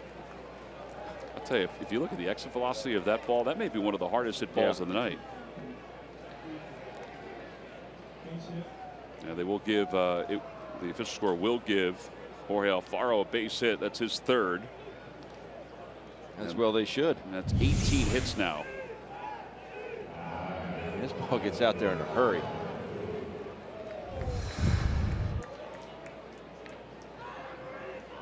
And Trevor Plouffe will pinch hit for Tommy Hunter. Exit velocity on that ball from Alfaro was 113.7. His single off the wall in right center field was 113.8.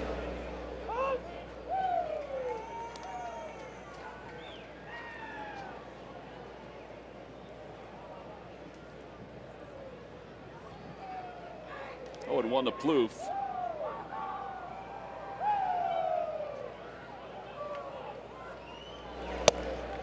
One and one.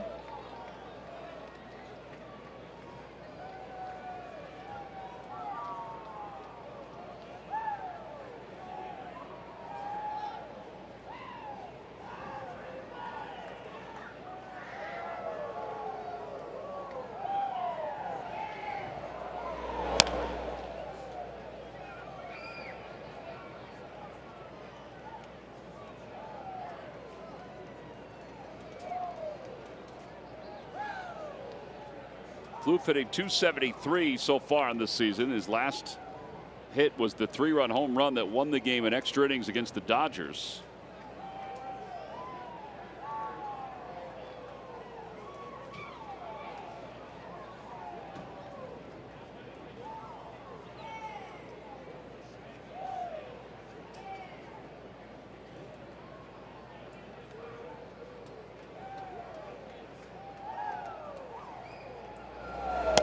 Outside, 2 balls, 2 strikes.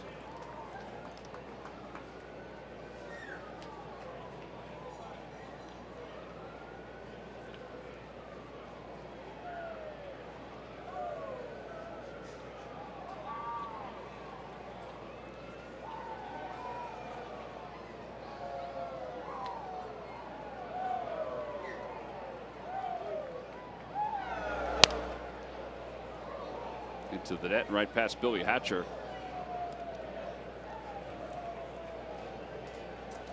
Right now the pitcher record on the winning side is Ranger Suarez, who, if the Phillies can get the last 3 outs of this game, would pick up his win in his major league debut.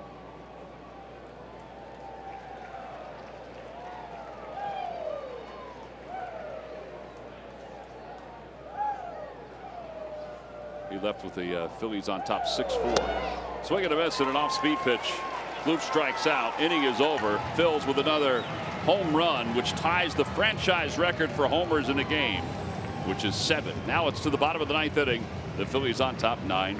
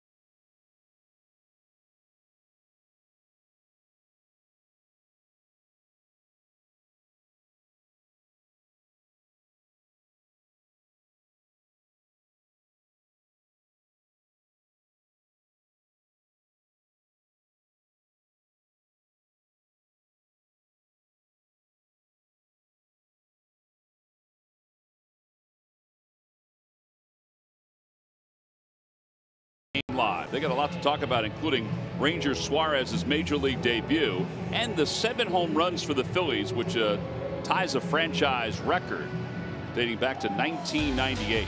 Here are some of the tweets that have been sent out tonight.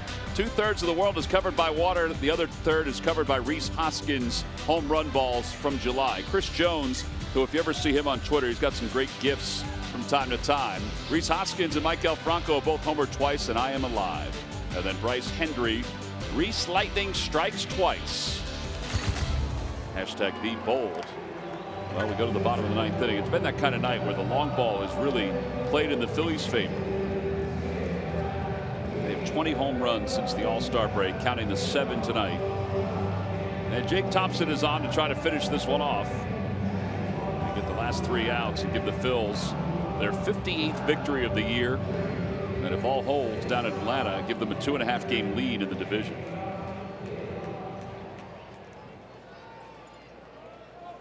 And I truly think that that is a statement that on July the 26th, I did not think we would make, but hoped we would make. Yes. Manager thought we'd make it and was steadfast in his feelings during spring training and all throughout the first part of the year. Barnhart fouls it off his foot.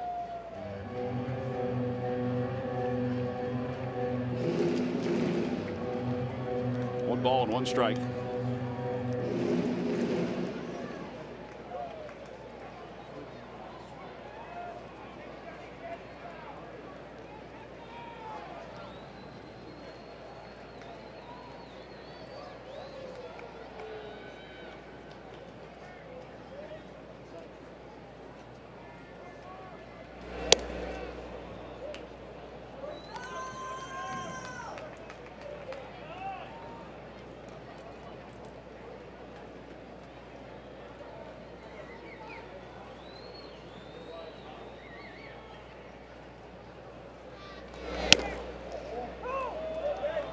Up, and it's 2-1. We should say 2-2.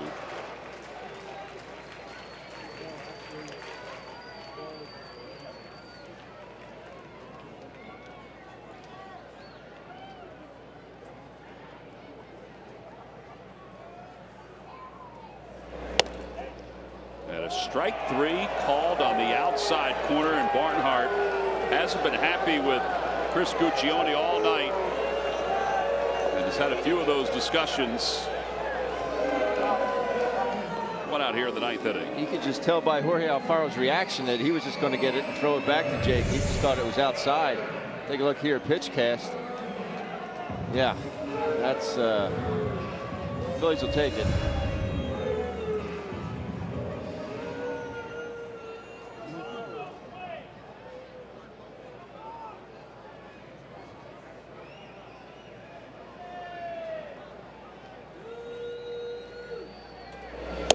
Swing and a miss by Irvin.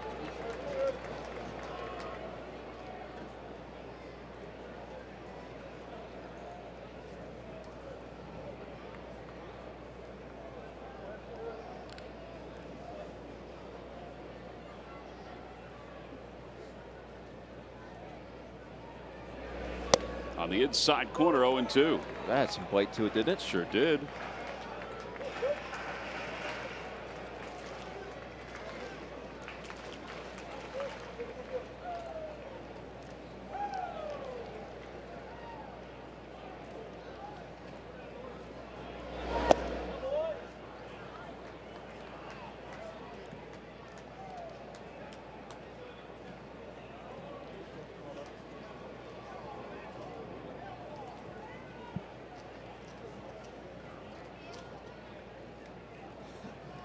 Ball and 2 strikes to Irvin. Fly ball right field, and Nick Williams will wait for it.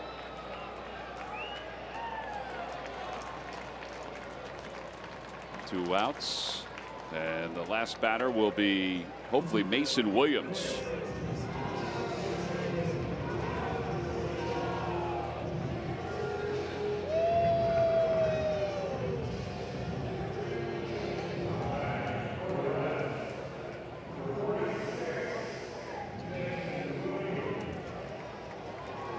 So 2 outs. Here's Williams, who was just added to the roster today. He was hitting .280 down in the minor leagues with 6 home runs and 30 runs batted in.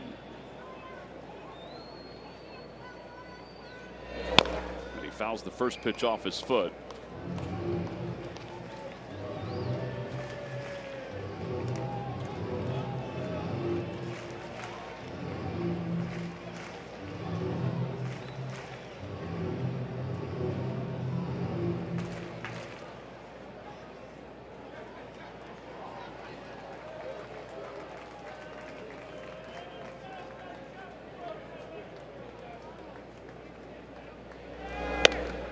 Phillies have 3 players that have 2 home runs in tonight's ball game. We mentioned the last time the Phillies had a 7-home run game was back in September of '98 against the Mets. That's also the last time they had 3 players with 2 home runs. Todd Zolecki says that the Red Sox were the last team in baseball to do it. David Ortiz was part of that. It is pretty special. Sometimes you come to the ballpark, you know, there's no script that's laid out for how a game is going to work out. Sometimes it's a very bland 2-0 game with not a lot of action. Other times you're setting all kinds of franchise records. Off the hands, out to shallow left field. Kingery sprints out. Hoskins comes in. He'll make the catch. And the ball game is over. The Phillies take game 1 9-4 as they start this 6-game road trip with a victory over the Cincinnati Reds and are now 2.5 games up in the National League East. Boy, that sounds good. Sure does. Our Chevrolet players of the game, we hand it to the guys that hit homers tonight. Rhys Hoskins, Carlos Santana, Nick Williams, Michael Franco, and then 3 players with 2 home runs apiece. Franco, Williams, and Rhys Hoskins, who also adds a double. Well, lots of hard swings tonight. Here are W. Mason deliveries of the game, Ben. Oh, this was fun to watch. Flat out fun to watch. Rhys Hoskins gets the party started. And then Carlos Santana, the only multi-run home run. Nick Williams gets into it. Michael Franco off Lorenzen. Rhys again. Off Bryce. Michael off Bryce. And this was a seed off Kyle Crockett. 441. Nick Williams going up top there. Just a thing.